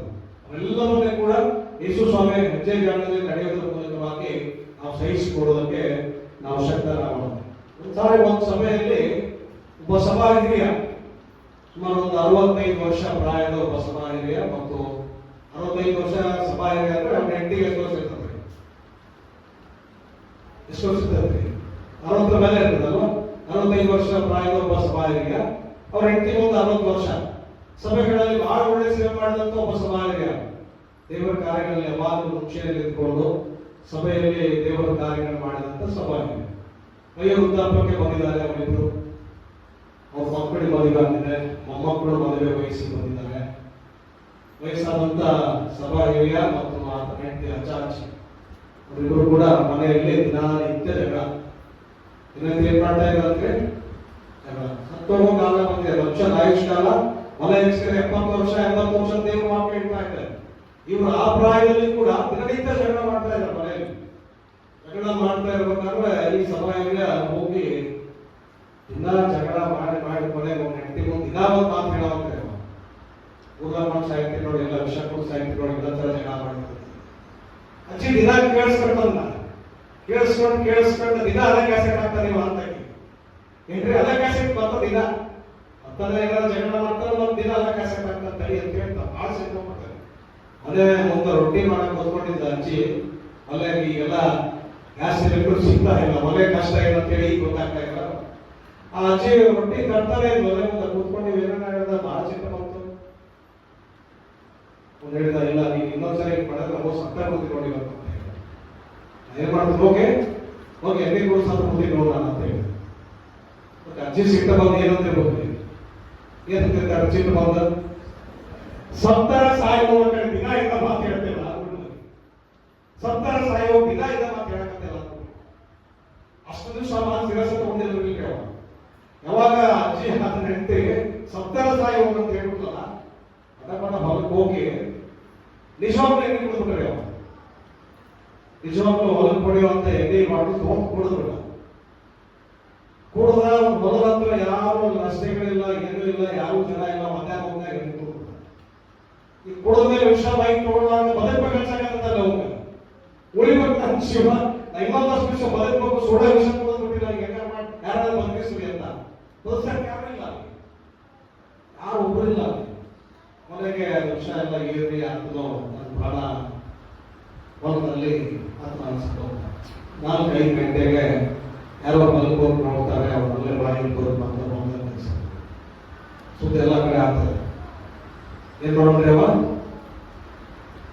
ಸತ್ತೋಗ್ಬಿಟ್ಟ. ಕ್ರೈಸ್ತ ಸಭೆಯ ಸಭಾ ಹಿರಿಯ 65 ವರ್ಷ ಪ್ರಾಯ, ಸಭೆ ಚೆನ್ನಾಗಿ ನಡೆಸೋದು, ದೇವರಕ್ಕೆ ಮುಂದೆ ಮಾಡೋದು. ಕೊನೆಗೆ ಎಲ್ಲ ಕಡೆ ಸುದ್ದಿ ಆಗ್ತದೆ. ಸುದ್ದಿ ಆದ ತಕ್ಷಣ ಊರಲ್ಲೆಲ್ಲ ಏನ್ ಮಾಡ್ತಾರೆ, ಸತ್ತ ತಕ್ಷಣ ಏನ್ ಮಾಡ್ತಾರೆ ಊರಲ್ಲಿ ಮುಂದೆ ಏನ್ ರಕ್ಷಣೆ ಮಾಡ್ತಾರೆ. ಇವನು ಸರ್ವಿಸ್ ಮಾಡ್ಬೇಕಲ್ಲ, ಅಂತ್ಯಕ್ರಿಯೆ ಆಗ್ಬೇಕಲ್ಲ, ಇನ್ನು ಬಹಳ ತಿಳ್ಕೊಳ್ಳೋಂಗಿಲ್ಲ, ವಿಚಾರ ಮಾಡಿ ಅಂತ್ಯಕ್ರಿಯೆ ಮಾಡಿ ಮುಗಿಸ್ಬೇಕು ಅಂತ ಹೇಳಿ ಎಲ್ಲ ಯೋಚನೆ ಮಾಡ್ಕೊಂಡು ಫೋನ್ ಮಾಡ್ತಾರೆ ಸಭಾ ಪಾಲಕರಿಗೆ. ಫೋನ್ ಮಾಡಿದ ತಕ್ಷಣ ಅಯ್ಯ ನನ್ನ ತಂದೆ ಹಿಂಗೆ ಎಣ್ಣೆ ಕೊಡ್ಬಿಡ್ತಾನೆ, ಹೊಲ ಚಂದ್ಬಿಡ್ತಾನೆ, ನಾವೆಲ್ಲ ಊರ ಹೊಂದಾಕಿದ್ದೀವಿ, ಸಭೆಗೆಲ್ಲ ಹೊಂದಾಕಿದ್ದೀವಿ, ನೀವು ಬಂದು ಯಾರಿಗೂ ಗೊತ್ತಿಲ್ಲ ಮಾಡ್ಬೇಡಿ. ಯಾರಿಗೂ ಬಂದ್ ಮಾಡ್ಬಿಡಿ ಅಂತ ಹೇಳಿ ಅವ್ರು ಪಾಸ್ಪೋರ್ಟ್ ಭಾಳ ಆಶ್ಚರ್ಯ. ನಾವು ಯಾರಿಗೂ ಗೊತ್ತಿಲ್ಲದೆ ಈ ಲೋಕಕ್ಕೆ ಬರಲಿಲ್ಲ ಅಲ್ಲ. ಹುಟ್ಟುವಾಗ ಜನನಾದ ಒಂದು ಮಗುವಿನ ಜನನಾದ ಎಲ್ಲ ಬರ್ತಾರೆ, ಕುಟುಂಬದವರು ದೊಡ್ಡವರೆಲ್ಲ ಬಂದು. ಸಾಯುವಾಗ ಕೂಡ ಅಷ್ಟೇ ಬಹಳ ಮುಖ್ಯ. ನಮ್ಮ ಜೀವನ, ನಮ್ಮ ಆತ್ಮ, ನಮ್ಮ ಜೀವ ಹೋಗುವಾಗ ಕೂಡ ಅಲ್ಲಿ ಕೂಡ ಯಾರಿಗೆ ಒತ್ತಾಯ ಮಾಡೋದು ಅಂತ ಹೇಳುವಾಗ ಪಾಪ ಹೇಳ್ತಾರೆ ಇಲ್ಲ ಸಾಧ್ಯ ಇಲ್ಲ, ಅದು ಮೊದಲೇ ಆಗಿರೋದ್ರಿಂದ ನೀವೇನ್ ಮಾಡ್ಬೋದು ಅಂತ ಹೇಳಿದ್ರೆ ಅದನ್ನ ಪೊಲೀಸ್ ಸ್ಟೇಷನ್ ಅದೆಲ್ಲ ತಿಳಿಸಿ ಅದನ್ನ ಮಾಡೋಣ ಅಂತ ಹೇಳುವಾಗ ಕೊನೆಗೆ ಅವ್ರಿಗೆ ಇಲ್ಲ ಹೆಂಗಾನ ಮಾಡ್ರಿ ಅಂತ ಹೇಳಿ ಕೊನೆಗೆ ಸಭಾಪಾಲಕರು ಹೇಳ್ತಾರೆ ಇಮಿಡಿಯೇಟ್ ಆಗಿ ಅಲ್ಲಿ ಹೋಗಿ ಅವ್ರನ್ನೆಲ್ಲ ಮಾತಾಡ್ಸೋರು. ಯಾರು ಮಕ್ಕಳು ಕೂಡ ಒಂದು ಶವದ ಹತ್ರ ಮನೆಸಿದ್ದಿಲ್ಲ, ಮಕ್ಕಳು ಹೋಗಂತ ಹೇಳಿದ್ರೆ ಯಾರು ಹೋಗ್ತಾರೆ. ಸಭಾಪಾಲಕರೆಲ್ಲ ಹೋದಂತ ಕುಟುಂಬದವ್ರ ಹತ್ರ ಮಾತಾಡುವಾಗ ಹೇಳ್ತಾರೆ ತತ್ವದಂತ ವ್ಯಕ್ತಿ ವಯಸ್ಸು ಸಮಾಜಗಳಿಲ್ಲ, ಅಲ್ಲಿ ಬ್ಯಾಂಕ್ನಾಗ ಅಲ್ಲಿ ಎಲ್ಲ ಕಡೆ ಸಾಲ 12 ಲಕ್ಷ ಸಾಲ ಮಾಡ್ಕೊತಾನೆ. ಸಾಲ ಮಾಡ್ಕೊಂಡಾಗ ಎಲ್ಲ ಮಕ್ಕಳೆಲ್ಲ ಕರೆದಿರೋ ಸಾಲ ಇದೆ. ಸಭಾಪಾಲಕರು ಹೇಳ್ತಾರಂತೆ ಏನಂತ ಹೇಳಿದ್ರೆ ಬಹಳ ಇದನ್ನ ರೈತ ಆತ್ಮಹತ್ಯೆ ಅಂತ ಪೊಲೀಸ್ ಕಂಪ್ಲೇಂಟ್ ಕೊಡೋಣ ಅಂತ ಸಭಾಪಾಲಕರು ಅವ್ರ ಮಕ್ಕಳನ್ನ ಅರೇಂಜ್ ಮಾಡ್ತಾರೆ. ಕೊನೆಗೆ ಅವ್ರ ಮಕ್ಕಳನ್ನ ಒಪ್ಕೊಳ್ತಾರೆ. ಸಭಾಪಾಲಕರು ಪೊಲೀಸ್ ಠಾಣೆಗೆ ಫೋನ್ ಮಾಡ್ತಾರೆ. ಹತ್ತಿರದ ಪೊಲೀಸ್ ಸ್ಟೇಷನ್ ಫೋನ್ ಮಾಡುವಾಗ ನಮ್ಮ ಸಭೆ ಒಬ್ಬ ರೈತ ಆತ್ಮಹತ್ಯೆ ಮಾಡ್ಕೊಂಡ, ಬಹಳ ಸಾಲದ ಮೊತ್ತ ಹೆಚ್ಚಾಗಿ ಬೆಳೆ ಹಾನಿಯಾಗಿ ಹೊಲದಾಗ ಹೋಗಿ ಸತ್ಯ ನಿಜ ಇರ್ತದೆ. ಎಲ್ಲ ಸತ್ತಿದ್ದೇವೆ ಹೊಲದಾಗ ಹೋಗಿ ಎಣ್ಣೆ ಕುಡಿದು ಹೋಗಿದ್ದಾವ. ಅದಕ್ಕೆ ಹೊಲದಾಗ ಎಣ್ಣೆ ಕುಡಿದು ಹೊಲಕ್ಕೆ ಕೊಡುವ ಎಣ್ಣೆ ತಾನು ಕೂಡ ಸತ್ತಾನ. ರೈತ ಆತ್ಮಹತ್ಯೆ ಎಲ್ಲ ಕಡೆ ಸುತ್ತಾವ. ಕೊನೆಗೆ ಯಾರು ಬರ್ತಾರೆ?